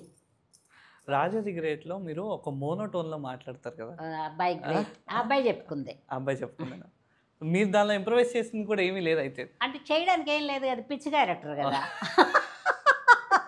డైరెక్టర్ నేను నీకు చెప్తున్నా కదా, డైరెక్టరు ఏమనుకుంటే అది మనకు చెప్తే 90% చేయగలిగినా కూడా సక్సెస్ఫుల్ క్యారెక్టర్ అది. మనం 60% చేస్తే కాదు. మరి ఆ క్యారెక్టర్ సక్సెస్ అయింది కాబట్టి నేను 90% అనిల్ చెప్పిందే చేశాను అనుకుంటున్నా. అడుగుతారు కదా, కురుక్షేత్ర యుద్ధంలో విరాట్ కోహ్లీ ఎన్ని రన్లు కొట్టాడు. కానీ మంచి వేషం ఇచ్చాడు, బాగా చూస్తాడు ఆర్టిస్ట్ని, పాతకాలం వాళ్ళని. ఎందుకంటే స్టూడెంట్గా ఉన్నప్పటి నుంచి సినిమాలు చూసి ఉంటాడు కదా, ఆ మర్యాద ఉండిపోయింది మనసులో. ఇప్పుడు వచ్చిన పిల్లలు కూడా ఎడ్యుకేటెడ్ పిల్లలు అందరూ. పాతకాలం వాళ్ళకి ఇంత ఎడ్యుకేషన్ లేదు. ఒక రాఘవేంద్రరావు గారు ఒక్కరే, బాపయ్య గారు వాళ్ళిద్దరే డిగ్రీ హోల్డర్స్ అనుకుంటా. ప్రతిమ వాళ్ళందరూ నార్మల్, అంటే నేను పనిచేసిన వాళ్ళు. ఇప్పుడు ఓవరాల్ మీరు 900 మూవీస్లో ఈ రోల్స్ మీరు అన్నీ చేస్తారు ఆల్మోస్ట్. మదర్ రోల్స్లో ఉన్న ఎమోషన్స్ అని మీరు ఆల్మోస్ట్ ఏమన్నా ఒకటి అరా మిగిలిందేమో నాకు కూడా తెలియదు. అదే అడగబోతున్నా, ఒకటి అరా మిగిలితే ఏమున్నాయి అసలు? ఏమో ఒక చాలా పిచ్చి తల్లిలాగా, తర్వాత ఎప్పుడో రివీల్ అయ్యే తల్లిలాగా ఏమైనా ఒకటి అరా మిగిలే ఉంటాయి. మదర్ అనబడేది ఎండ్ లేని మదర్. మదర్కి ఎండింగ్ లేదు, అమ్మకి ఎండింగ్ ఎక్కడుంది? మన ఆకర్షణ వరకు అమ్మని తలుచుకుంటూ కదా ఉంటాము. అమ్మ పాత్రకి ఎండింగ్ లేదు, ఉన్నా లేకపోయినా తలుచుకుంటాం. అందుకని ఈ క్యారెక్టర్లు కూడా ఏదైనా ఒకటే అరా ఉండే ఉంటుంది. కానీ ఇంకప్పుడు మదర్ కాదు, నేను మా అమ్మ. నాకు ఇంకొక బాగా ఇష్టమైన మూవీ మురారి మూవీ. మురారి, అవును. సో మురారి మూవీ మీరు వర్క్ చేసేటప్పుడు మీకు ఎలా అనిపించింది అసలు కృష్ణవంశీ గారు కూడా కృష్ణవంశీ గారు? ఒక డిఫరెంట్ డైరెక్టర్. అతను ఏమనుకున్నాడు అది చేయించుకుంటాడు. అంత గుంపు మీద ఎవరి క్యారెక్టర్ ఉన్నా ఎస్టాబ్లిష్ అవ్వకుండా ఉందా నీకు? అన్ని క్యారెక్టర్స్ ఈక్వల్గా ఉంటాయి. అవును, మంచి హీరోని పెట్టుకుని అవును. అవతల ఫ్యామిలీలో లక్ష్మి గారు వాళ్ళు వీళ్ళు అంత సాలిడ్ మనుషులు, మేము యువతలు కొంచెం వీక్ పర్సన్సే ఉన్నాం. అయినా కూడా హీరోయిన్ ఫ్యామిలీని ఎంత బాగా ఎస్టాబ్లిష్. అందుకని అది వాళ్ళ గొప్పతనం నాన్న. మనకంటే కూడా నాకు ఇలా వద్దమ్మా, అలా మేకప్ వేయొద్దమ్మా అంటే కొంచెం మేకప్ వేసుకుంటా నేను. వాళ్ళు ముందే చెప్తారు, అమ్మ అంత మేకప్ వద్దమ్మా అంటారు. సరే వాళ్ళ ఇష్టం, మనకు అనవసరం. అందుకని కొంచెమే వేసుకుని వెళ్తా. తెల్లగా ఉందమ్మా అంటే వెళ్ళి వేస్తా. నేను ముందుగా ఊరికే రెడీ అయిపోయి ముందు క్యారెక్టర్ అడుగుతాను అన్న. ఇప్పుడు నువ్వు సినిమా చెప్తావు, నాకు ఎవరో మేనేజరు సినిమా అమ్మ అని చెప్తారు, బట్ నీతో డబ్బులు మాత్రమే మాట్లాడతా. కానీ నాతో డైరెక్టర్ గారితో ఒకసారి మాట్లాడించవా? చాలా పెద్ద డైరెక్టర్లు అయితే ఏం మాట్లాడతారులే అని కో డైరెక్టర్తో అన్న మాట్లాడించవా అంటారు. వాళ్ళని క్యారెక్టర్ కనుక్కుంటా. ఒక 10-15 రోజుల ముందే కాబట్టి దాన్ని బుర్రలో వేసుకుంటా క్యారెక్టర్. అదేంటయ్యా కథ, నేనేమవుతాను, నేను ఎవరికి ఏమవుతాను, అందులో ఎవరు నాకేమవుతారు, ఇవన్నీ కనుక్కుని క్యారెక్టర్లు ఒక 10 days ముందే వెళ్ళిపోతా. ఎందుకంటే పోయిన పాతకాలం అంత బిజీ లేదు కదా ఇప్పుడు. అవును, ఇదివరకు 20 మూవీలు 10 మూవీలు ఇదివరకు 2 షిఫ్ట్లు కంపల్సరీగా చేసేవాళ్ళం. 6 to 9, 6 to 10, 11 అట్లా టైమింగ్లో చేసేవాళ్ళం మేము. అట్లా చేసిన సినిమాలు సూపర్ డూపర్ హిట్లు. అంత అలసిపోయి చేసినా కూడా. ఇప్పుడు సినిమాలు కొంచెం తగ్గినాయి కాబట్టి నేను క్యారెక్టర్ కనుక్కుంటా. బామ్మ వేషమైనా కనుక్కుంటా, ఒక్కరోజు వేషమైనా కనుక్కుంటా. నేను కో డైరెక్టర్తో మాట్లాడి ఇదమ్మ కథ, అందులో ఇదమ్మ మీ క్యారెక్టర్ అంటే. ఇదివరకు ఏ హీరో అయినా 20 సినిమాలు, రాజేంద్ర ప్రసాద్ గారు అయితే సంవత్సరానికి 10 సినిమాలు మినిమం చేసేవాళ్ళు. అవును. ఇదివరకు చేసే టైమే ఇప్పుడు చేస్తున్నారు. ఇదివరకు 10 సినిమాలు తీస్తున్నారు, ఇప్పుడు ఒక సినిమా తీస్తున్నారు కదా. ఈ చేంజ్ ఎక్కడ వచ్చిందండి నార్మల్గా? అంటే అప్పుడు ఎంటర్టైన్మెంట్ చేతిలో లేదు. మీకు అర్థమైందా? ఇప్పుడు చేతిలో ఎంటర్టైన్మెంట్ ఉంది. మీకు సెల్ ఫోన్ చేతిలో ఉంటే ఏ బిట్ అయినా చూసుకుంటున్నారు. ఏది కావాలంటే ఆ గూగుల్ వాడి దాంట్లో ఇంక్లూడ్ చేస్తున్నారు. అందుకని ఆ కాలంలో ఎంటర్టైన్మెంట్ లేదు. సినిమా, డ్రామా ఈ రెండే ఉండేవి. తర్వాత అబ్బా బుర్ర చెడిపోయిందిరా, సెకండ్ షో కన్నా వెళ్ళాలి అని వెళ్ళేవాళ్ళు. 5 షోలు వేసేవాళ్ళు అప్పట్లో. మార్నింగ్ ఒక షో వేసేవాళ్ళు, మధ్యాహ్నం ఒక షో వేసేవాళ్ళు, మ్యాట్నీ వేసేవాళ్ళు, ఫస్ట్ షో సెకండ్ షో. అందుకని ఎంటర్టైన్మెంటు ఎక్కువ కావాల్సిన రోజుల్లో అన్ని సినిమాలు మేము కూడా చేసాం. తర్వాత అప్పుడు బయ్యర్స్ వాళ్ళు వీళ్ళు ఎక్కువ మంది వచ్చేవాళ్ళు. ఇప్పుడు ప్రొడ్యూసర్లు తగ్గిపోయారు. తర్వాత కాస్ట్ ఆఫ్ లివింగ్ ఎక్కువ ఇప్పుడు. తర్వాత టైం ఎక్కువ తీసుకుంటారు. అంటే 15 రోజుల్లో చేసేవాళ్ళు కూడా చేస్తున్నారు, కానీ ఏ పెద్ద సినిమాలు అంతా 3 నెలలు, 4 నెలలు, 5 నెలలు పడుతున్నాయి. హీరోలు కూడా ఒక టైప్ ఆఫ్ వయసు పైన పడింది కదా. కానీ ఏదో బాగుండి బాగోక ఒకరోజు. మీరు ఎప్పుడన్నా ఆలోచించారు నార్మల్గా, నేను ఇన్ని మదర్స్ క్యారెక్టర్స్ చేసుకుంటూ వచ్చారు, మీతో పాటు జయసుధ గారు కావచ్చు, ఒక సెగ్మెంట్ ఆఫ్ పీపుల్ కూడా మదర్ క్యారెక్టర్స్ చేసుకుంటూ వచ్చారు, డిఫరెంట్ లాంగ్వేజెస్లో కూడా ఉన్నారు కదా. నెక్స్ట్ జనరేషన్ మదర్ క్యారెక్టర్ చేయాలి అంటే మీ తర్వాత తరం ఎవరు ఉంటారని ఎప్పుడన్నా ఆలోచించారు? నేను ఆలోచించలేదయ్యా, నిజమే. ఇప్పటి నుంచి ఆలోచిస్తా. ఇంకోసారి ఎప్పుడన్నా ఇంటర్వ్యూ చేసినప్పుడు చెప్తా. కానీ నిజంగానే నువ్వు చెప్పింది కరెక్టే. ఇప్పుడు కూడా మదర్లు ఉన్నారు, బట్ ఇప్పుడు చెప్పాక నేను ఫ్లెక్సిబుల్ మదర్లు. ఇప్పుడు పిల్లలు ఏం చెప్తే దానికి తలూపే మదర్లు. మా కాలంలో వాళ్ళు ఏం చెప్తే దానికి మేము తలూపాలి. మా అమ్మగారు, మీరు నవ్వుతారేమో ఈ మాట చెప్తే, శ్రీలక్ష్మి దగ్గర ఏంటో శ్రీలక్ష్మి అన్నపూర్ణ చెప్పిన మాట వింటలేదు. అప్పుడు నాకు 60 ఏళ్ళు. 60 ఏళ్ళ వయసులో మా అమ్మగారు అస్సలు చెప్పిన మాట వింటలేదు అన్నపూర్ణ అనేది. ఎందుకనేదంటే ఆవిడ ఏదైనా చెప్పిందనుకో, ఊరుకోమ్మా, చెప్పిందే చెప్పి ప్రాణం తెస్తావు, చెప్పావు కదా అంటే అది ఎదురు తిరిగిన లెక్క ఆవిడికి. ఆ మదర్లు లేరు. మా జనరేషన్ మదర్లు కూడా రారు, బట్ ఫర్దర్గా మిడ్డీలు వేసుకునే మదర్లు ఉంటారు మిగిలితే కదా. పిల్లలు కూడా అలా ఇష్టపడుతున్నారులే తల్లుల్ని, విరబోసుకుని జుట్టు విరబోసుకుని ద్రౌపదిలాగా వచ్చే మదర్లు ఉంటారు. లేకుండా ఏముండరు, మదర్ లేకుండా జీవితం ఎక్కడుంది? మదర్ క్యారెక్టర్స్ అసలు టోటల్గా మదర్ క్యారెక్టర్ అను మదర్ అను, మదర్ లేకుండా జీవితం లేదు.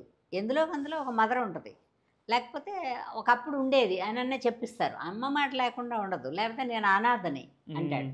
అనాథనైనా ఎవరో ఒక అమ్మగానే ఉంటుందిగా. మొన్న కేజీఎఫ్ క్యారెక్టర్లో ఒక కేజీఎఫ్లో ఒక మదరు, అవును, ఆవిడ ఉండదు కానీ కనపడతా ఉంటుంది అప్పుడప్పుడు. మీకు మదర్ లేనిది ఎక్కడెక్కప్పుడు దాన్ని ఒకటి లెక్క చూసుకోండి. అంటే ఏజ్ తక్కువ అయినా కూడా మదర్ క్యారెక్టర్ మదర్ అంటే అది పిల్లాడప్పుడు కదా, ఎంత పిల్లాడప్పుడు, పెద్దోడప్పుడు లేదు. అవును, పెద్ద అయినాక లేదు. ఆవిడ కాంక్ష ఏంటంటే బాగా డబ్బు సంపాదించి పైకి రావాలి అనేది. అందుకని తల్లి మనసులో ఉన్నది వాడు అడాప్ట్ చేసుకున్నాడు అనుకుంటున్నాను నేను. చూసా 2-3 సార్లు కేజీఎఫ్. ఓకే, ఇప్పుడున్న న్యూ ఏజ్ టెక్నాలజీ కానివ్వండి, ఆర్ మేకప్ స్టైల్స్ కానివ్వండి, చిన్న ఏజ్లో ఉన్న వాళ్ళు కూడా ఓల్డ్ ఏజ్ మదర్లు చేస్తున్నారు. ఇప్పుడు టెక్నాలజీ పెరిగిపోయింది అయ్యా. నేను కూడా మొన్న ఏదో క్యారెక్టర్కి అలాగే ముంబై నుంచి వచ్చారు మేకప్ వాళ్ళు. మనం ఏం చేసే పని లేదు, పాతకాలంలాగా ఇలా కూర్చుంటే వాళ్ళే రెడీ చేసి పట్టుకెళ్తే ఇది కాదు అది కాదు ఇది కాదు అని డైరెక్టర్ చెప్తే వాళ్ళే సరి చేసేవాళ్ళు. నేను మొహం మీద ఇలా చేయి పెట్టారు, అరే ఇదే సుఖంగా ఉంది, ఇలా వస్తే బాగుండు అనుకున్నాను నేను. ఇప్పుడు టెక్నాలజీ పెరిగింది, తర్వాత ఇప్పుడు తీసే స్టైల్ వేరే. పాతకాలంలో వాళ్ళకి ఇప్పటికీ కొంచెం చిన్న తేడా ఉంది, కానీ అదేంటో నాకు పెద్ద తెలియలే. బాగానే ఉంటున్నాయి సినిమాలు చూస్తాను నేను. బాగున్న సినిమా ఒక 2-3 సార్లు చూస్తాను నేను, ఎందుకు బాగాలేదు అని. బాగున్న సినిమా ఒక్కసారి చూస్తా, అది మైండ్లో రిజిస్టర్ అయిపోద్ది. బాగుంది ఎందుకు చూస్తానంటే ఎందుకు బాగాలేదు, ఇంత డబ్బులు ఖర్చు పెట్టి వీళ్ళు సినిమా తీశారే, ఈ సినిమా బాగోలేదంటే ఎవరు చేయలేకపోయారు. అందుకని అన్ని క్యారెక్టర్లు ఒకసారి చూడలేం కదా. అవును, అందుకని డైరెక్టర్ లోపమా, హీరో లోపమా, హీరోయిన్ లోపమా అని చూస్తా. మీకు గుర్తుందో లేదో, మీరు ఒక సినిమా చేసేటప్పుడు చిరంజీవి గారి ఫంక్షన్కి ఒక కెమెరా పట్టుకొని వెళ్ళి తీశారు కదా. అబ్బా పెద్ద రచ్చ అది. అదే ఈవీవి గారి సినిమా, ఈవీవి సత్యనారాయణ గారి సినిమా. అవును, అసలు ఐడియా ఎలా వచ్చిందండి? ఐడియా నాకే రావడం కాదు, నేను ఈవీవి గారు తక్కువాడు అనుకుంటున్నావా, పోయి ఎవరికి పుట్టాడో తెలియదు కానీ అమ్మో డేంజర్ మ్యాన్. ఆయన ప్లాన్ చేసుకున్నారు, ఆయన రాలేదు. డైరెక్టర్ కదా ఉండాలి, చిరంజీవి గారు ఫంక్షను. నేను నీకు ఏదైనా పని చెప్తే నువ్వేమనుకుంటావు, ఆవిడ అక్కడ మాట్లాడిందేమోలే అందుకే నన్ను వెళ్ళమంది అనుకుంటావు కదా. కెమెరామ్యాన్ని నన్నే పంపించారు. అవునా? అప్పటి నుంచి ఇప్పటికే ఆలోచిస్తాను ఎలా వెళ్ళాను నేను.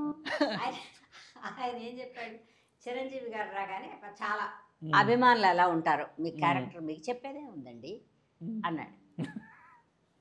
సరే అండి అన్నా. పూలదండ వేయాలండి, తర్వాత మీరు ఏం చేయదలుచుకున్నారో అది చేయండి, చిరంజీవి గారు మీకు బాగా క్లోజ్ కదా అంటే, క్లోజ్ అంటే చాలా మదర్ వేషాలు వేసి చాలా సినిమాలు చేస్తున్నారు. ఆ ఫంక్షన్ వాళ్ళని అడిగినట్టున్నారు. ఈయన రాకముందే చాలా జనం షాట్లు అవి ఇవి నేను మైక్ దగ్గర వచ్చి మాట్లాడేదాన్ని. చిరంజీవి గారు వచ్చేటప్పుడు దండేసి ఇలా అనుకునేది, అవి అనుకునేది, ఇవి అనుకునేది, ఆ అనుకునేది, ఇవన్నీ చేసి వచ్చేసాం. ఆయనకి తెలియదు. ఏంటి నువ్వు ఫంక్షన్కి వచ్చావు, ఎప్పుడు రావు కదా అన్నారు చిరంజీవి గారు. ఏమో వాళ్ళు పంపించారు వచ్చానని, నేనైనా షూటింగ్కి వచ్చానని చెప్పచ్చు కదా, చెప్పాలి. ఇప్పుడు కూడా నవ్వు వస్తుంది నాకు. ఆయన అడిగాడు, ఈవీవి గారు షూటింగ్ వచ్చానని చెప్పచ్చు కదా, అది ఎవరిది, రమాప్రభ గారి అక్క కొడుకు సినిమా అది, అప్పులప్పారావు. అవును, నేను అప్పులప్పారావు సినిమా షార్ట్ల కోసం వచ్చానని నేను చెప్పచ్చు కదా, నేను చెప్పలేదు. నేను చిరంజీవి గారు ఇట్లాంటి వేషాలు వేస్తావా అన్నారు. తర్వాత ఏమండి నాకు తెలీదు, వాళ్ళు చెప్పారు నేను వచ్చాను, మీ ప్రొడ్యూసర్ గారు పర్మిషన్ లేకుండా వాళ్ళు ఏం షూట్ చేసుకోరు కదా. గ్యాంగ్ లీడర్ ఫంక్షన్, పెద్ద ఫంక్షన్ ఏలూరులో సూపర్గా చేశారు. వెళ్ళి అలా ఇరుక్కుపోతా అప్పుడప్పుడు నేను తెలియక, వివరాలు ఏమి అడగను నేను. ఇప్పుడు అడుగుతున్నాను, పోయే దశలో ఎందుకు జాగ్రత్త, నేను వినలేదయ్యా నేను చూడలేదయ్యా అంటే ఇప్పుడు నన్ను ఏమి అనరు కదా, కానీ వివరాలు అడుగుతున్నాను ఇప్పుడు ఆ దెబ్బకి. ఈవీవి గారి సినిమా కెమెరామెన్ నేను ఇద్దరమే వెళ్ళామయ్యా, ఎవరూ నమ్మరు ఇది. చాలా కష్టమే. ఆ. మేమిద్దరం వెళ్ళి షూట్ చేసుకుని వచ్చాం. ఆ సినిమా సూపర్ హిట్. అది విచిత్రం. నేను ఆ వేషం వేసి ఫస్ట్ డ్రెస్ తీసుకుని వచ్చాను, నీకు చెప్పాలి కదా, ఇంతకు ముందు కూడా ఎక్కడో చెప్పినట్టున్నాను. జాకెట్ చూస్తే వెనక ఇలాగా కట్ చేసి ఉంది. నువ్వు ఎవరి డ్రెస్ నాకు తెచ్చినట్టున్నావా, ఇదేంటి కిటికీలాగా పెట్టేది ఈ వెనక ఇలాగేలాగా సార్లు గారు పెట్టి, లేదండి మీదేనండి అని. నాతో ఇట్లాంటి వేషం ఎందుకు వేయించుకుంటారు, అప్పటిదాకా నాకు తెలియదుగా, క్యారెక్టర్ చెప్పలా. బెజవాడకి వచ్చేసాం, అందరూ హోటల్లో ఉన్నారు కానీ నేను మా ఇంట్లో ఉన్నా, మాది బెజవాడ కదా. తీసుకెళ్ళు, ఈ డ్రెస్ నేను వేసుకోను అన్న. వాడు డ్రెస్ పట్టుకుని మెట్లు దిగుతున్నాడు. ఆగవయ్యా అన్న మా అమ్మ. అని నువ్వు లోపలరా, ఏంటమ్మా అన్న. వాడు డైరెక్టర్కి ఇష్టమైంది పంపించాడు. నువ్వు ముందు కనుక్కోవాలి కదా వేషం వేయడానికి. బెజవాడకు వచ్చి మన ఇంట్లో ఉండి నువ్వు హోటల్లో ఉండి ఏమన్నా పర్వాలేదు. ఆవిడకి కొవ్వెక్కింది, ఆవిడకి గర్వం వచ్చింది, ఆవిడ మారిపోయింది, ఇవన్నీ అవసరమా నీకు? డైరెక్టర్ పంపించాడు, నువ్వు పనికొస్తావనే కదా పంపించుంటాడు, వేసుకో, వెళ్ళు, చెయ్యి క్యారెక్టర్. బెజవాడకి వచ్చావు కాబట్టి, నువ్వు మెడ్రాస్లో ఎగ్గొడితే నేనేమనేదాన్ని. ఆ వేషం చేసి వచ్చే, బాగుంటే జనం చూస్తారు, బాగాలేదనుకో బుద్ధులేదమ్మా అని అడుగుతారు అప్పుడప్పుడు. ఏదో అండి తెలియక వేశానని చెప్పుకో, అంతే. తప్పిస్తే ఈ డ్రెస్ ఇచ్చి పంపించావంటే చెడ్డ పేరు వస్తుంది నీకు, అందుకని రెడీ అయ్యి వెళ్ళు అంతే.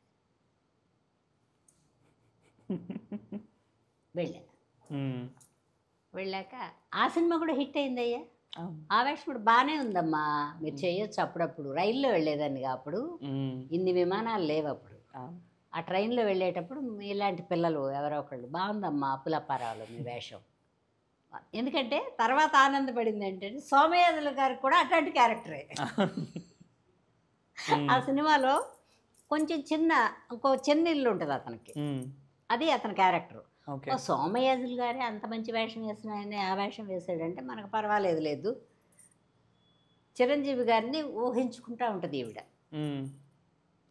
సరే, ఆయన ఏమనుకున్నారంటే ఇన్ని మదర్ వేషాలు వేసి ఈవిడ ఇలాంటి వేషం వేయడం ఏంటి అనుకున్నారు. అలా ఒక చిన్న మిస్అండర్స్టాండింగ్స్ వస్తాయి ఒక్కోసారి. ఏంటయ్యా లైఫ్లో జరిగిందంటే ఇది ఒక్కటే, ఇంకేం జరగలేదు. మీరు ఆర్కే ఇంటర్వ్యూలో చెప్పారు, ఒక పార్ట్ మటుకే చెప్పారు మీరు. దాని వెనక స్టోరీ స్టోరీ ఎవరికి తెలియదు. ఈవీవి గారు ఇరికిచ్చిన స్టోరీ. సినిమా ఏమో మనది కాదు. ఇప్పుడు నా సినిమా నేను ఆయనతో తిట్లు తిన్నా పర్వాలేదు, ఎవరి సినిమాలోనో మనం డబ్బులు తీసుకుని పనిచేసాం. ఆ పని చేసిన దానికి కానీ అదొక గుర్తింపు. ఒకటి చెప్పిన బ్యాడ్ కూడా ఒక్కోసారి గుడ్గానే మారుతాయి. మనకి జ్ఞానం వస్తుంది. ఒక బ్యాడ్ థింగ్ జరిగిందనుకో, అన్ని గుడ్ థింగ్స్ జరిగితే బ్యాడ్ తెలియదుగా లైఫ్కి, తప్పటడుగులు వేస్తాం. అందుకని ఒకటి అరా అలాంటివి జరగాలి. అప్పటి నుంచి ఏంటంటే ఏం క్యారెక్టర్ అండి అని అడగడం, తర్వాత ఏదండి ఇది నేను చేయగలనండి అని అడగడం, లేకపోతే ఇంతకుముందు ఎవరినన్నా పెట్టుకున్నారా అండి అని అడుగుతాను. ఎవరినన్నా పెట్టుకుని తీసేసి మనం వేస్తే కూడా తప్పు కదా. అందుకని ఆవిడ క్యాన్సిలేషన్ చెప్పి ఆవిడ పర్మిషన్ తీసుకుంటే నేను వేస్తానండి అట్లా. ఇప్పుడు అలాంటిది ఏం లేదు, సినిమాలే తగ్గిపోయాయి. టోటల్గా మా ఎండింగ్కి 3 or 4 మిగులుతాయేమో అనుకుంటున్నాను. సినిమాలు తగ్గిపోయాయి బాగా. చాలా రావడం, పెద్ద సినిమాలు రావడం ఆల్మోస్ట్ 10 to 12 సినిమాస్ వస్తున్నాయి. పెద్ద ఏదో అన్ని లాంగ్వేజ్లకి కలిపి పాన్ ఇండియా అని తీస్తున్నారు కాబట్టి వాటిని మనం లెక్క చూడకూడదు.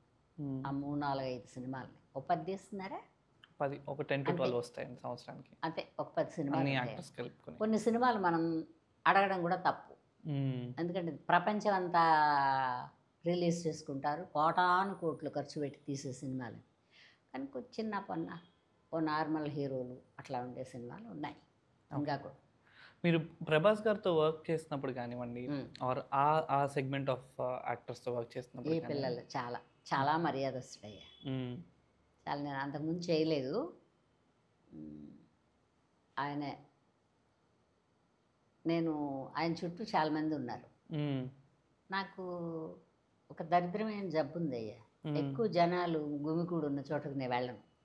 ఎందుకంటే వాళ్ళే ఒత్తిడిలో ఉంటారు, మళ్ళీ మనం కూడా పోయి ఇట్టిట్ట అంటాం ఎందుకులే అని వెళ్ళను నేను. తర్వాత ఆయనే వచ్చాడు, వచ్చమ్మా బాగున్నారా, హెల్త్ బాగుందా, చాలా కాలానికి ఒక సినిమా చేస్తున్నాను, ఖుష్. మనకు హ్యాపీ ఏం లేదు, ఓ పలకరింపు, ఒక ఆనందాన్ని ఇస్తుంది. నువ్వు చూసి పలకరించకుండా వెళ్ళావనుకో, తెలిసి పలకరించకుండా వెళ్ళాడే అనుకుంటాం కదా మనం. అవును. But is nice gentlemen Prabhas. మీరు F3లో వెంకటేష్ గారితో వర్క్ చేశారు కదా. వెంకటేష్ గారు ఎప్పుడు నవ్వుతానే ఉంటారు, సరదా మనిషి.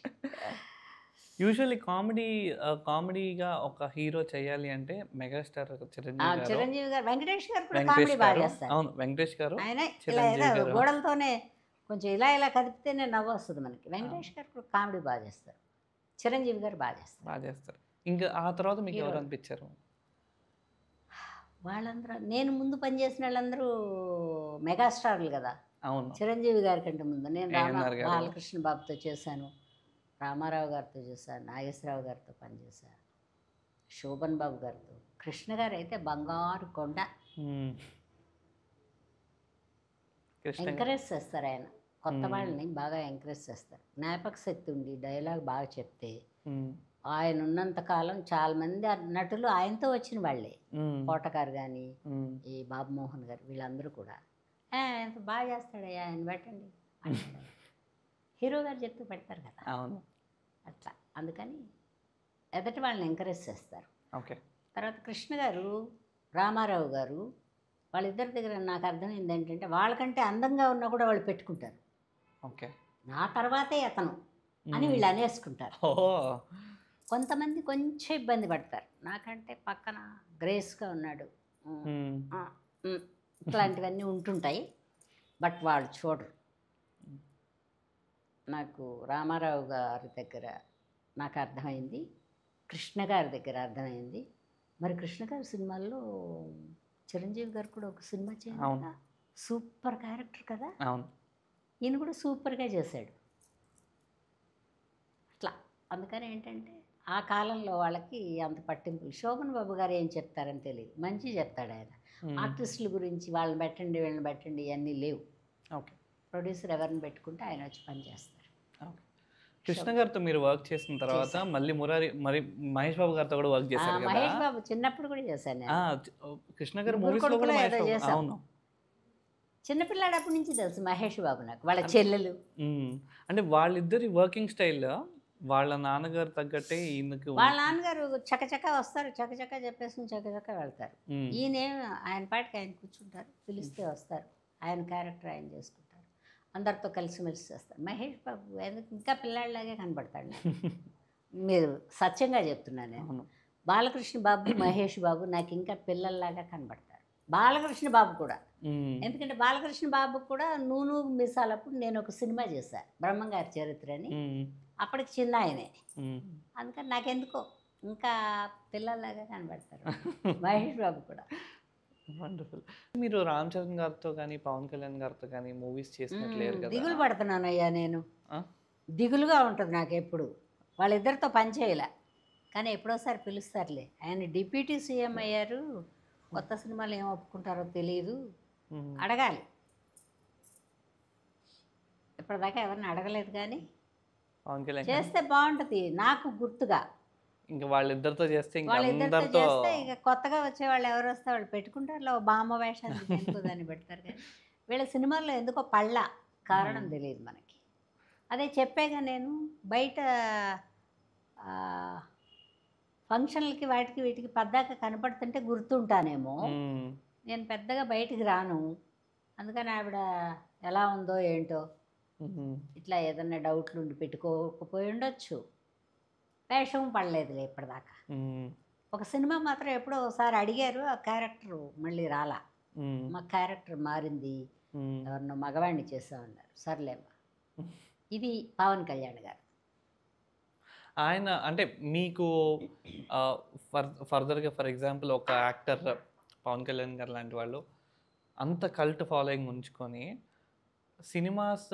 సినిమా కానీ మూవీ ఫిలిం కానీ ఇండస్ట్రీని దూరం పెట్టడం అనేది అట్లే ఉండదు, వాళ్ళకేమి ఉండదు. క్యారెక్టర్ పెడితే తప్పకుండా వెల్కమ్ పెడితే తీసేయమంటారు వీళ్ళు. అది డైరెక్టర్ మీద డిపెండ్ అయి ఉంటుంది. ఆయన సినిమా డైరెక్ట్ చేసే డైరెక్టర్ సజెస్ట్ చేస్తే పెట్టుకుంటారు. ఏముంది, మనం అడ్డం కాదు కానీ అన్న. హీరోకి హీరోయిన్ సెకండ్ హీరోయిన్ అలాగ బాగా క్లోజ్గా ఉండే క్యారెక్టర్లను ఏమన్నా రికమెండ్ చేస్తారేమో, అది కూడా నాకు తెలీదు. బట్ మా క్యారెక్టర్లకి అంతా పెడితే తీసేయమని మాత్రం అంటారు. అదేనండి. ఓకే. ఎప్పుడైనా జరిగిందండి మామూలుగా క్యారెక్టర్ మిమ్మల్ని తీసుకొని? లేదు లేదు, అంటే ఒకసారి ఆయన సొంత సినిమాకే డేట్లు చెప్పారు, వాళ్ళ తర్వాత ఆ క్యారెక్టర్ మగవాడి కింద మార్చారు. అచ్చా, ఓకే. అందుకని పళ్ళ ఓకే. సర్లేయ్యా అన్నాను నేను. వీళ్ళందరూ ఎప్పుడైనా ఒకటి పోతాయి సినిమాలు, పోతాయంటే క్యారెక్టర్ మారినాయి, లేకపోతే ఈవిడికంటే ఆవిడెవరో ఉంటే బెటర్గా ఉంటుంది అనుకుంటే వెళ్తారేమో కానీ. బట్ పవన్ కళ్యాణ్ గారి సినిమాలు అలా ఏం జరగల, ఆ క్యారెక్టరే మగవాడి కింద మార్చారు. అచ్చా. స్క్రిప్ట్ అనుకున్నప్పుడు ఆడ మనిషి అనుకున్నారు, మగ మనిషి ఉంటే బాగుంటుంది అనుకున్నారు, మళ్ళీ మార్చారు. అదే చెప్పారు. పడతలే ఎప్పుడోసారి, ఇంకా భగవంతుడు ఆయుష్ ఇస్తే వాళ్ళు ఇంకా యాక్టింగ్ చేసుకుంటూ ఉంటే అని కూడా ఉంటాయి. ఇప్పుడు సినిమాస్తో పాటు ఓటీటీ వచ్చిందండి, మీరు ఓటీటీ వెబ్ సిరీస్ వచ్చినాయి కదా, మీరు కాలంతో పాటు దాన్ని అప్గ్రేడ్ చేసుకుంటూ దానికి అడాప్ట్ చేసుకుంటూ వస్తున్నారు కదా.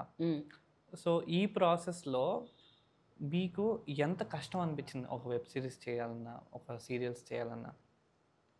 నాకేం కష్టం తెలియదయ్యా, ఇష్టంతో చేస్తున్నారు కాబట్టి. అస్సలు కష్టం తెలియదు, ఎవరు నమ్మరు ఇది.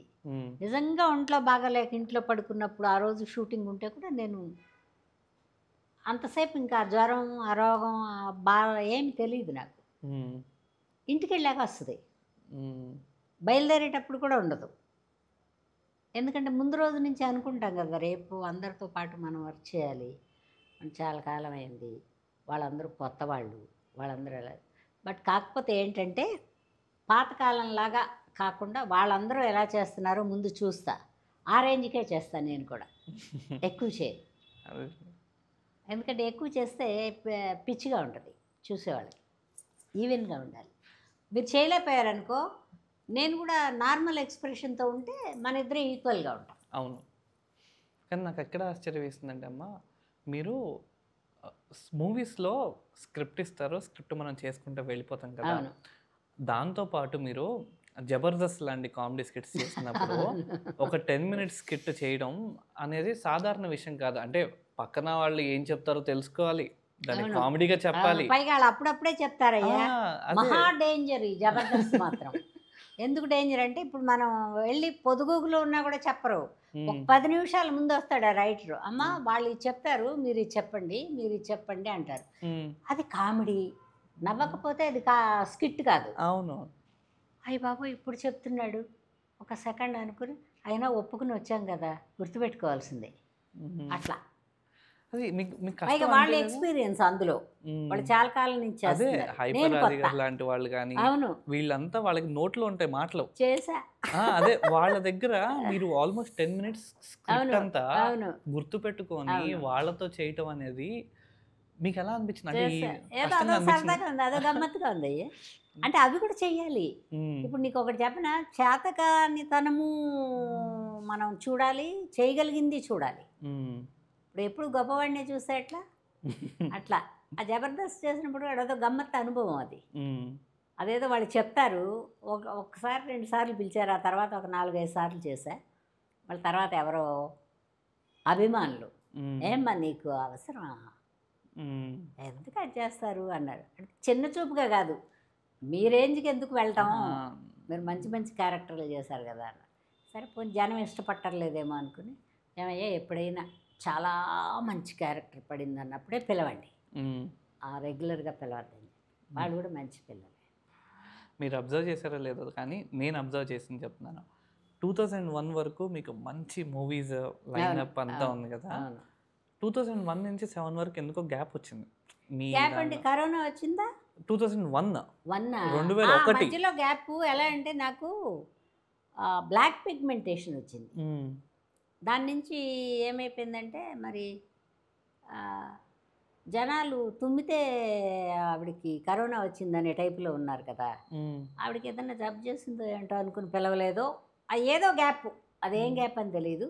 బట్ లైఫ్లో సక్సెస్ఫుల్గా వెళ్తా వెళ్తా ఒక గ్యాప్ వస్తుంది ప్రతి వాళ్ళకి, నార్మల్ పర్సన్స్కి కూడా, వ్యాపారస్తులకు కూడా.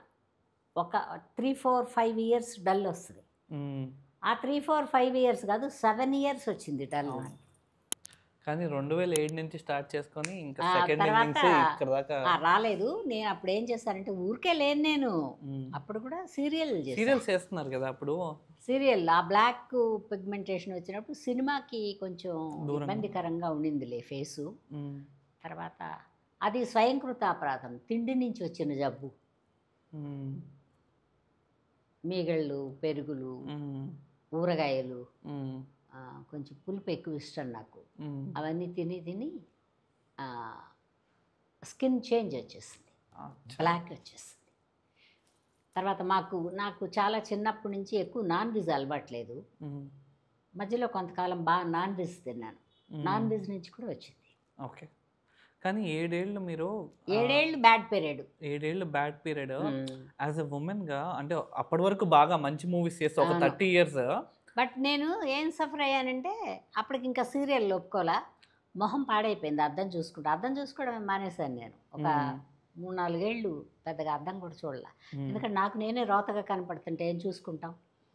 అప్పుడు నేనేమనుకున్నాను, అబ్బా బోళ్ళంత జీవితం ఉంది, మనకి వర్క్ లేదు, ఇంకా దేనికి నాకు ఇంకేది నాకు చేత కాదు. చిన్నప్పటి నుంచి అలవాటైంది కదా. నేను 13th yearలో వచ్చా.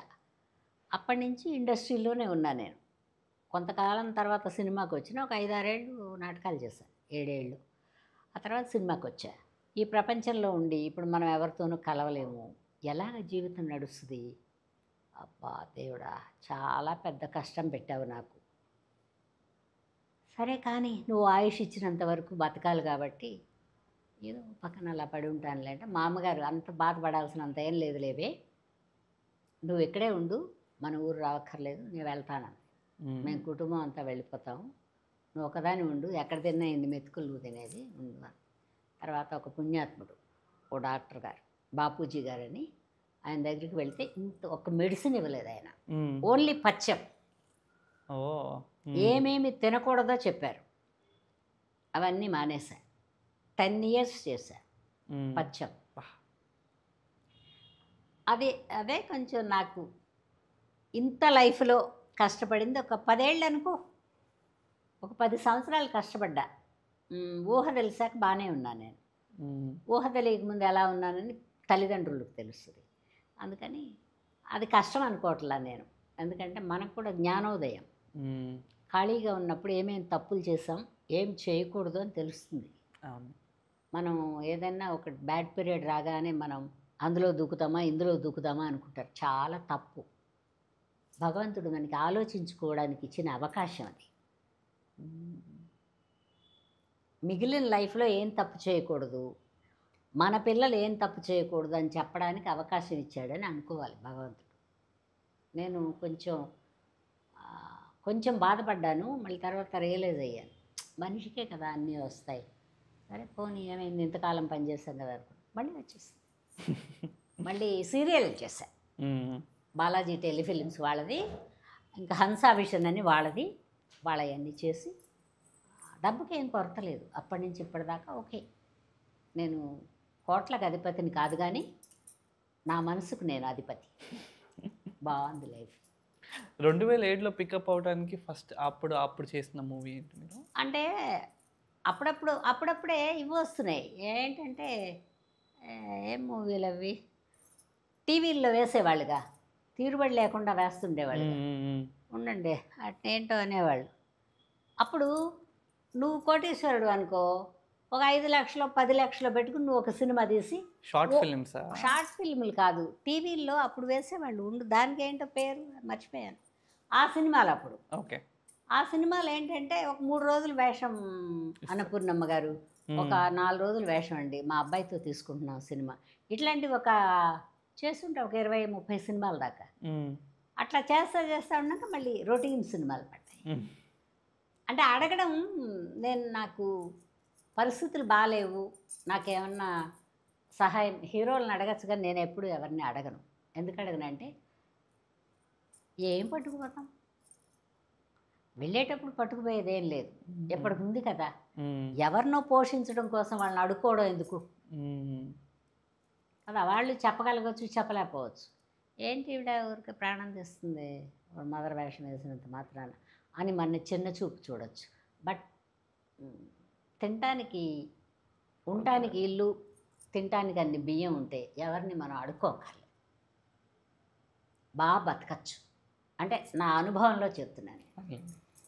కానీ యాజ్ ఒక ఒక వర్కింగ్ ఉమెన్గా ఇల్లు మేనేజ్ చేసుకుంటూ అది చేసుకుంటూ మీకు మీకు ఎంత కష్టం అనిపించింది ఆ 7 ఏళ్ళు? 7 ఏళ్ళు బోళ్ళంత కష్టం అంటే మొహం పాడైపోయిందని కష్టపడ్డానన్న. డబ్బుకి కష్టం డబ్బుకి ఏం కష్టం లేదు, భగవంతుడి దయ వల్ల. మా అమ్మగారు చాలా జాగ్రత్త పర్రాలు. ఎంతమంది కుటుంబం ఉన్నా కూడా మా అమ్మ ఇది లేదే మాకు, ఈ పండక్కి ఇవి లేవే అని అనుకునే అవకాశం లేకుండా. మా అమ్మే యాక్చువల్గా చెప్పాలంటే వర్కింగ్ ఉమెన్, నేను కాదు. మనం ఇచ్చిన రూపాయిని దాంట్లో మనకు కొంచెం దాచి కొంచెం ఖర్చు పెట్టి ఎదటి వాళ్ళకి లేని వాళ్ళలాగా లేకుండా, ఆశపోతు వాళ్ళలాగా లేకుండా. నేను ఎప్పుడు ఆశపోతనంగా గబిక్కించేయి చాపను, ప్రొడ్యూసర్ దగ్గర చేయి చాపుతా. ఎందుకంటే నేను వర్క్ చేస్తున్నాను కదా, తండ్రిలాగా.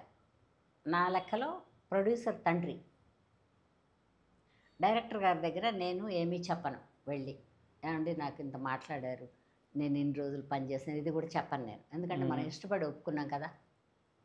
పైగా డైరెక్టరా కనపడతాడు, మనం కదా కనపడతాం స్క్రీన్ మీద. పోనీ ఇంకో 2 రోజులు ఎక్కువైతే ఏమైంది, ఇది కూడా ఉంటుంది నా బుర్రలో. అందుకని మీరు ఇంతే మాట్లాడారండి, నేను రాను అనను నేను.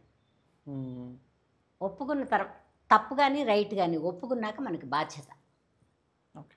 నేను బాధ్యత ఫీల్ అవుతాను.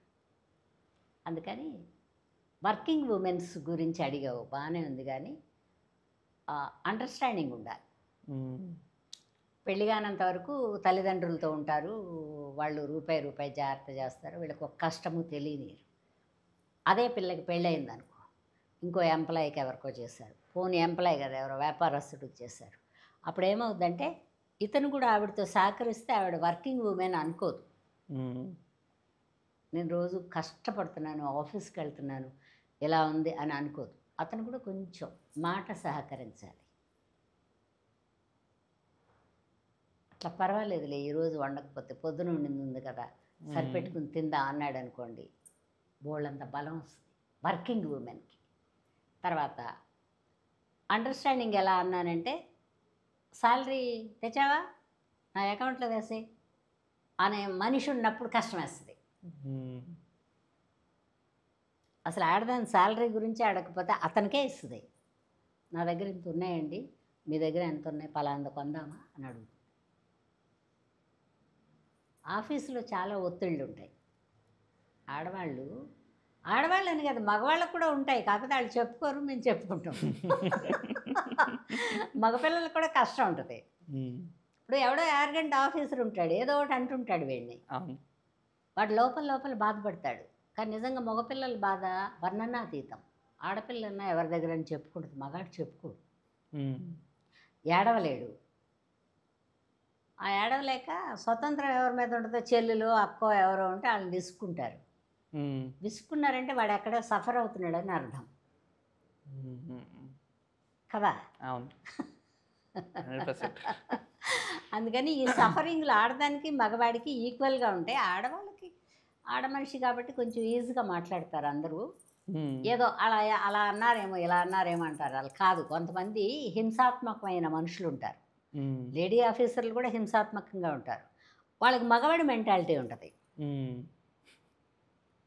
హింస పెట్టే లేడీ ఉంటారు చూసారా, మగవాడి మెంటాలిటీ ఉంటుంది.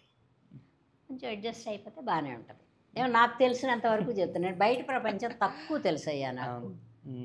బయట ప్రపంచం పెద్ద తెలియదు, ఎందుకంటే ఒక 50 ఏళ్ళుగా ఇందులోనే పడి కొట్టుకుంటున్నాను కాబట్టి. నేను అర్థం చేసుకున్నది అది. వర్క్ చేసి అందరితో బాగా మాట్లాడతాను నేను. వాళ్ళ కష్ట నష్టాలు అడుగుతూ ఉంటాను. ఆఫీస్లో ఎలా ఉంటుంది, మీరు ఇన్సెంటివ్లు అవి బాగా వస్తాయి, ఇట్లా అంతా అడుగుతా. అందుకని ఉద్యోగస్తుల గురించి కూడా నాకు తెలుసు.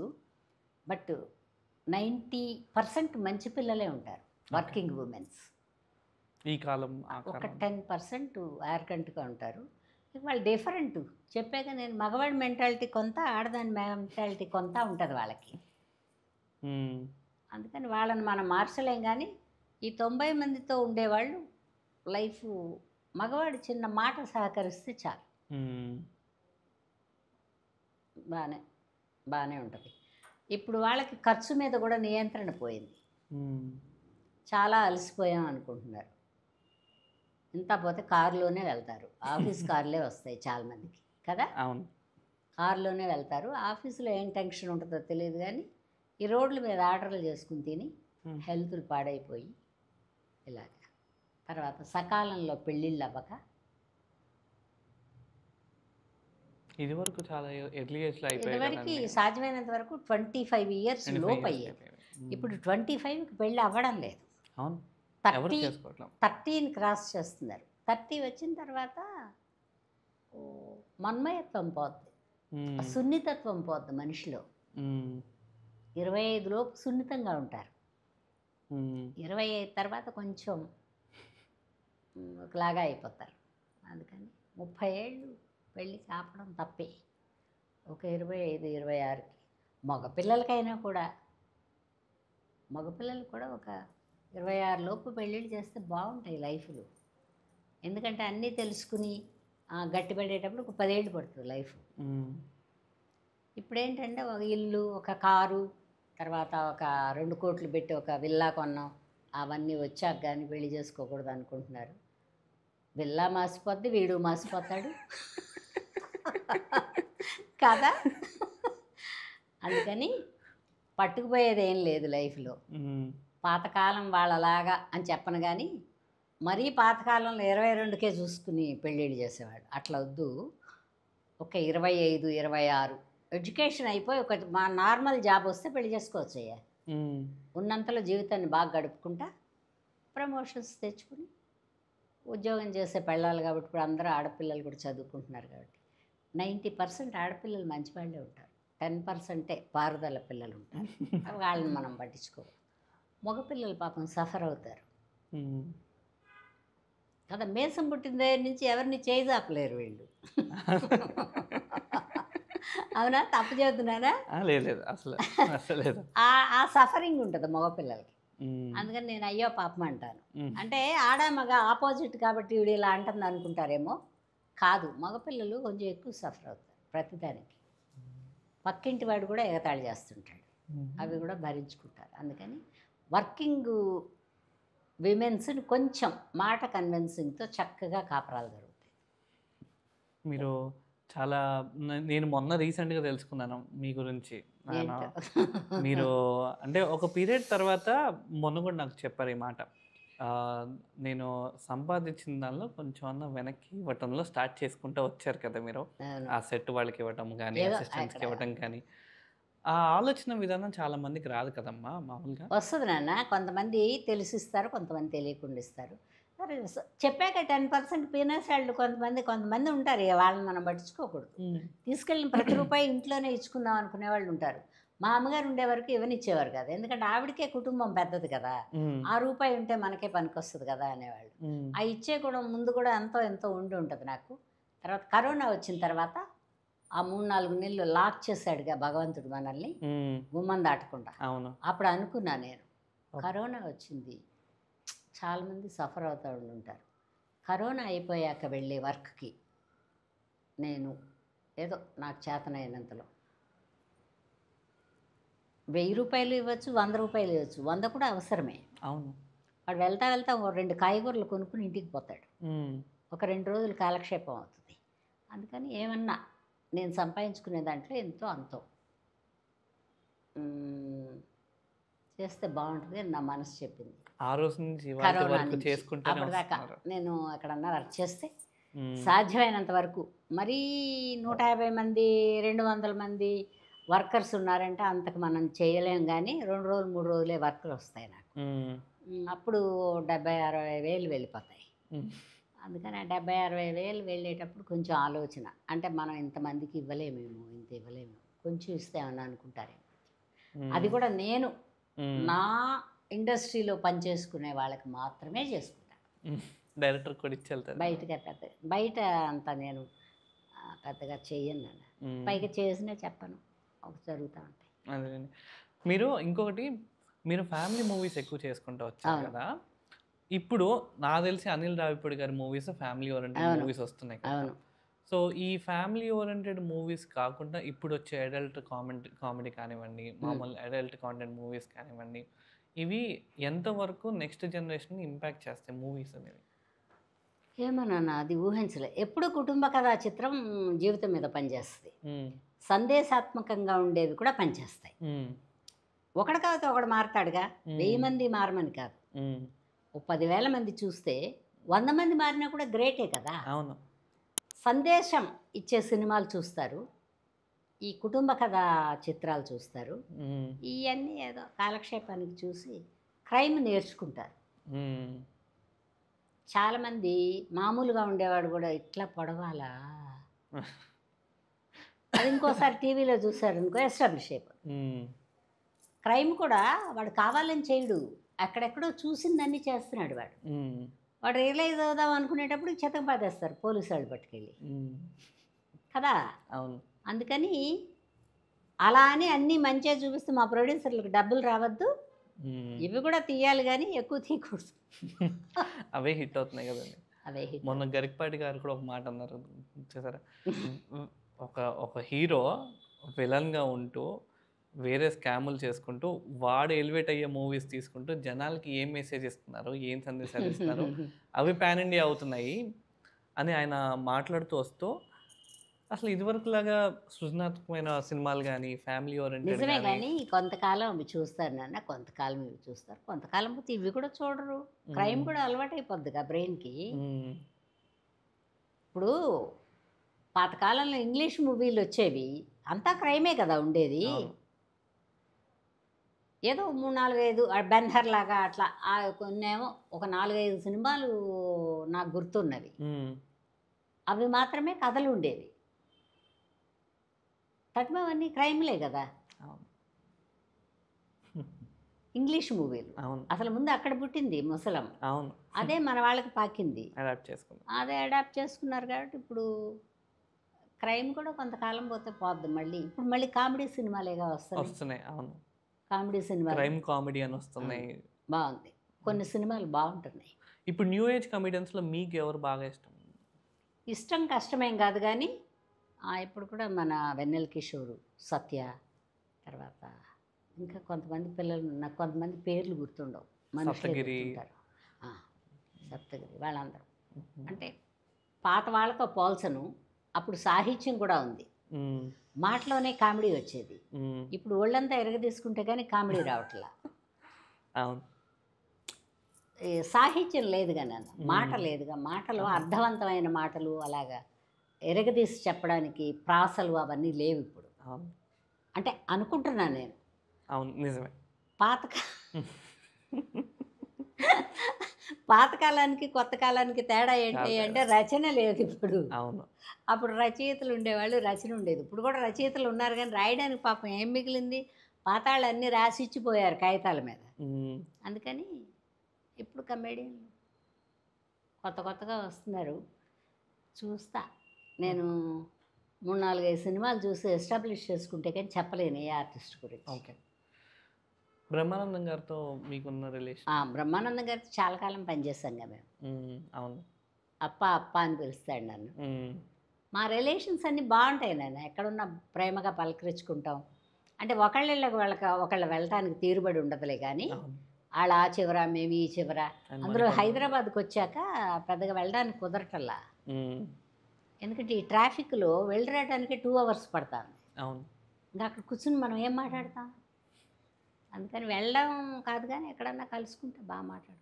రిలేషన్స్ అంతా బాగున్నాయి పాత వాళ్ళందరితోనూ. కొత్త పిల్లలు అంటావా, నాకు పెద్ద అలవాటు లేదు కాబట్టి ఎక్కడన్నా కనపడితే హెల్త్ బాగుందమ్మా అని అడుగుతారు, చాలు కదా. అసలు పలకరించకుండా వెళ్తే వీడికి పొగరు అనుకుంటాం కానీ ఏదో ఒకటి పలకరించి వెళ్తారు. నేను అంతకంటే పెద్ద ఆశించను. ఏం సినిమాలు చేస్తున్నారు, ఎన్ని సినిమాలు చేస్తున్నారు, ఇవన్నీ ఏమి అడగను నేను. పలకరించారా, బాగున్నావయ్యా, పర్వాలేదా అంట. పర్వాలేదా అంటే ఇది పర్వాలేదమ్మా. వాళ్ళ మొహంలోనే తెలుస్తుంది, మనం అడగక్కర్లేదు. ఎవరైనా కళాకారుల్ని వాళ్ళ నడకలోను వాళ్ళ చూపులోనూ తెలుస్తుంది మనకు, వెల్ ఎస్టాబ్లిష్డ్ అని. అందుకని అంతే, వాళ్ళు పలకరిస్తే చాలు, నేను అంతకంటే ఏమీ ఆశించను. ప్రేక్షకులు అభిమానించినంతకాలం పనిచేస్తూ ఉంటాను. నాకు బోళ్ళంత ప్రపంచం తెలియదయ్యా. ఒక చిన్న ప్రపంచం తెలుసు. మూవీ రిలీజెస్ చేస్తున్నారు కదండి ఇప్పుడు. మీ మూవీస్ అంటే 50 yearsలో మీరు చేసిన మూవీస్లో ఈ మూవీ రిలీజ్ చేస్తే బాగుంటుంది అని ఎప్పుడైనా అనిపించిందా మీకు? మరి పాతకాలంలో కొన్ని సినిమాలు వంశీ గారు ఉండేవారు కదా, ఆయన అప్పట్లో తీసినవి ఇప్పుడు వస్తే బాగుంటాయి. ఇప్పుడు మళ్ళీ చెయ్యాలి అవి. కొన్ని ఇప్పటి కథలు ఉన్నాయి, అప్పట్లో సక్సెస్ కాని సినిమాలు కొన్ని ఉన్నాయి, అవి ఇప్పుడు తీస్తే సక్సెస్ అవుతాయి. ఏమున్నాయి? కొంచెం చాలా సినిమాలు ఉన్నాయి, నాకు పెద్దగా గుర్తులేదు కానీ నేను అనుకుంటా. నేను ముందే తొందరపడి ముందే కూసింది కోయిల్లాగా ముందు తీసేసరి కదా, ఇప్పుడు తీస్తే బాగుండేది ఈ జనరేషన్కి, అట్లా కొన్ని కథలు. ఇండస్ట్రీలో ఇప్పుడు ఇందాక క్వశ్చన్ వర్కింగ్ ఉమెన్ గురించి అడిగాను కదా. ఒక ఉమెన్ ఇండస్ట్రీకి రావాలంటే, ఎంటర్టైన్మెంట్ ఇండస్ట్రీకి బయట బోల్డ్ మాట్లాడుకుంటారు. నేను మీరు ఆల్మోస్ట్ 50 years ఈ ఇండస్ట్రీలో ఉన్నారు, మీతో పాటు ఎంతోమంది ఫీమేల్ ఆర్టిస్ట్ మీతో పాటు వచ్చారు కదా. మీ ఆలోచన విధానం ఎలా ఉంటుంది ఇండస్ట్రీ మీద? అంటే ఇప్పుడు ప్రయత్నాలు వేస్ట్ ఏమోనయ్యా. ఇప్పుడు ఈ సెల్ ఫోన్లో ఇన్స్టాగ్రామ్లో వాటిల్లో వీటిల్లో ఏదో ప్రోగ్రాంలు చేసి పెడుతున్నారు కదా పిల్లలు, అలా పెడితే డైరెక్టర్లు చూసి పిలుస్తున్నారు. ఇప్పుడు కూడా వచ్చి ప్రయత్నం చేయడం అంటే కొంచెం కష్టమే. ఇప్పుడు వయసు అయిపోద్ది, కాంపిటీషన్ ఎక్కువ ఉంది. కాంపిటీషన్ అని కాదు, సినిమాలు తగ్గిపోయినాయిగా. మీకు అర్థమైంది, కాంపిటీషన్ ఎప్పుడూ లేదు. అప్పుడు కూడా చాలామంది నాతో పాటు చాలామంది హీరోయిన్లుగా వచ్చారు, చాలామంది మదర్లు అయ్యారు, అక్కలు అయ్యారు, వదినలు అయ్యారు, పెళ్ళిళ్ళు చేసుకున్నారు, సెటిల్ అయిపోయారు, కనపడకుండా ఉన్నారు. అప్పుడు లేదు, ఇప్పుడు లేదు. ఎప్పుడు కూడా కాంపిటీషన్ అనబడేది ఉత్తమాట. ఆ క్యారెక్టర్కి వాళ్ళు బాగుంటారు అనుకుంటే ఇప్పుడు అట్లా సెలెక్ట్ చేసే వాళ్ళు కూడా లేరుగా, సెలెక్షన్స్ లేవు. వాళ్ళు ఎక్కడో ముంబైకి వెళ్ళి ఏరుకొచ్చుకుంటున్నారు, ఎందుకంటే వాళ్ళు అక్కడ నేర్చుకుని ఉంటారు. తర్వాత ముంబై పిల్లలు ఫ్లెక్సిబుల్గా ఉంటారు, ఏ డ్రెస్ వేసుకోమన్నా. మన తెలుగు పిల్లలు అన్ని డ్రెస్సులు వేసుకోలేరు, బాడీ డిఫరెంట్గా ఉంటుంది మనది. అందుకని ఇప్పుడు ప్రయత్నం కష్టమేమో అనుకుంటున్నాను నేను. ఫర్దర్గా ఎలా ఉండబోతుంది అనుకుంటున్నారు మీరు ఇండస్ట్రీ? ఏమో పెద్దగా ఉండదు, ఏదో ఇలాగే నువ్వు చెప్పావు కదా, ఏంటది సిరీసు, వెబ్ సిరీస్, వెబ్ సిరీలు, తర్వాత ఏదో చిన్నగా అప్పుడొకటి సినిమాలు వస్తాయి. ఎందుకంటే ఇంత టూ మచ్ కాస్ట్లో ప్రొడ్యూసర్ డబ్బులు పెట్టలేడు, ఎక్కడి నుంచి తెస్తాడు? కోట్లు. ఒకప్పుడు డిస్ట్రిబ్యూటర్ ఇచ్చేవాడు, తర్వాత బయ్యర్స్ వచ్చేవాళ్ళు, తర్వాత అప్పులు తెచ్చేవాళ్ళు. ఇప్పుడు ఎవరిని నమ్మి ఎవరో అప్పులు కూడా ఇస్తున్నట్టు లేరు. ఎందుకంటే రేపు వీడు ఉంటాడో ఉండడో, మనం ఎంత కష్టపడుకున్న మూటలు ఇవ్వాలి. ఎవరో అమాయకుడో లేకపోతే ఆశపోతు వాడో ఉంటే ఇస్తారేమో ఒకళ్ళు ఇద్దరు, కానీ అందుకని ఇప్పుడు కొంచెం కాంపిటీషన్ డబ్బుకుంది. అందుకని పెద్ద సినిమాలు వచ్చి ఉన్నంత వరకు పర్వాలేదు. ఈ పెద్ద హీరోలు అందరూ మేము జై హింద్ అంటే సినిమాలు తగ్గుతాయి, నిలబడవు, తీస్తారు ఎవరో ఒకళ్ళు. నేను చెప్పానుగా, ఇప్పుడు నాకు కొడుకున్నాడు అనుకో, చాలా డబ్బులు ఉన్నాయి అనుకో, ఎందుకులే ట్యాక్స్ అడిగి కట్టుకోవటం, ఓ మూవీ తీద్దాం అనుకుంటే తీస్తూ ఉంటాను. ఇట్లాంటి వాళ్ళు కూడా ఉంటారు. ఒక 2 పాడ్కాస్ట్ల క్రితం నేను ఒక డైరెక్టర్తో చేశానండి పాడ్కాస్ట్. ఆయన సెన్సార్ వర్క్ అంట సంవత్సరానికి ఆల్మోస్ట్ 800 మూవీస్ వెళ్తాయంట. తెలుగు ఇండస్ట్రీ నుంచి 820 పైగా మూవీస్ వెళ్తాయంట, అందులో 10 బయటకు వస్తాయంట. అంటే మిగతా వాళ్ళు బయటికి తీసుకురాలేక అదే చెప్తున్నాను కదా, థియేటర్ లేక, డబ్బులు లేక, తర్వాత ప్రొడ్యూసర్స్ అతికిలు పడిపోయి నిరాశ, అట్లాంటివి ఉన్నాయి నాన్న. జాలి అనిపిస్తుంది అప్పుడు. సగంలో ఆపేసిన మూవీస్ కానివ్వండి, కష్టంగానే ఉంది. మీకు ఎప్పుడైనా అనిపించిన మీరు యాక్ట్ చేసిన మూవీస్ ఆగిపోవటం? ఆగిపోతాయి, కొన్ని ఆగిపోయినాయి.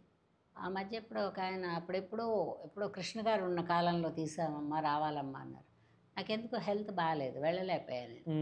అయ్యో వెళ్ళుంటే బాగుండేదేమో అనుకున్నాను, కానీ మరి రిలీజ్ చేసారో లేదో నాకు తెలియదు.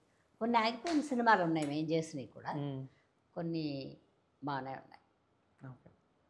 అంటే ఇండస్ట్రీ ముందులాగా ఉంటుందని నేను అనుకోవట్లా, ఉంటుంది, మారుతూ వస్తుంది కదా, మారుతూ ఉంటుంది. అదే లైఫ్ మారినట్టే, క్యారెక్టర్లు మారినట్టే మారుతూ ఉంటుంది. సో చాలా విషయాలు చెప్పారు నాకు.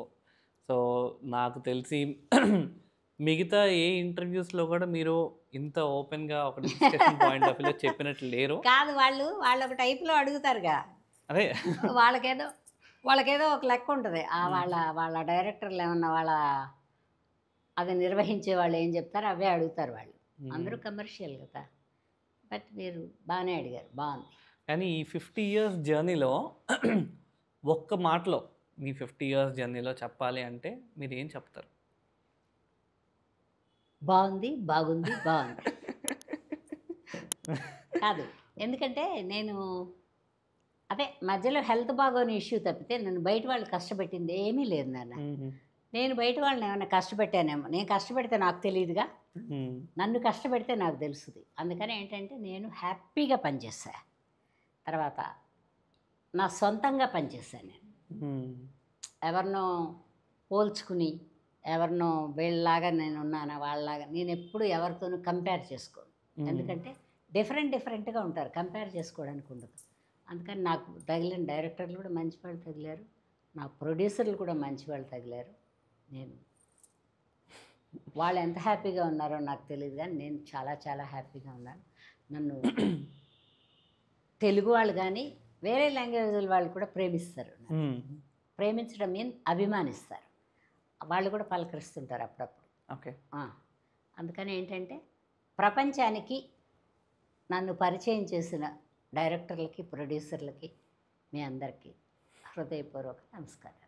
థ్యాంక్ యూ సో మచ్ అమ్మ. చాలా సంతోషంగా ఉంది మీరు వచ్చి, అంటే ఓపెన్గా మాట్లాడడం అనేది చాలా రేర్గా జరుగుతుంది. తక్కువ మాట్లాడతారు మీరు.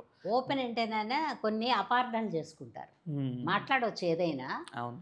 మనం స్నేహితులు ఎందుకంటే ఓపెన్గా వాళ్ళ దగ్గరే మాట్లాడగలం. ఓన్లీ అనుకున్నాడు 2 రోజులు మాట్లాడు వీడు, తర్వాత వాడే వచ్చి మాట్లాడతాడు అనుకుని మాట్లాడేస్తాం. మన సొంత వాళ్ళ దగ్గర కూడా ఒక్కోసారి మాట్లాడలేం. అవును. ఎందుకంటే రిలేషన్స్ దగ్గర మాట్లాడలేము, ఎందుకంటే రిలేషన్ దెబ్బతింటుంది. స్నేహితుల దగ్గర మాట్లాడతాం.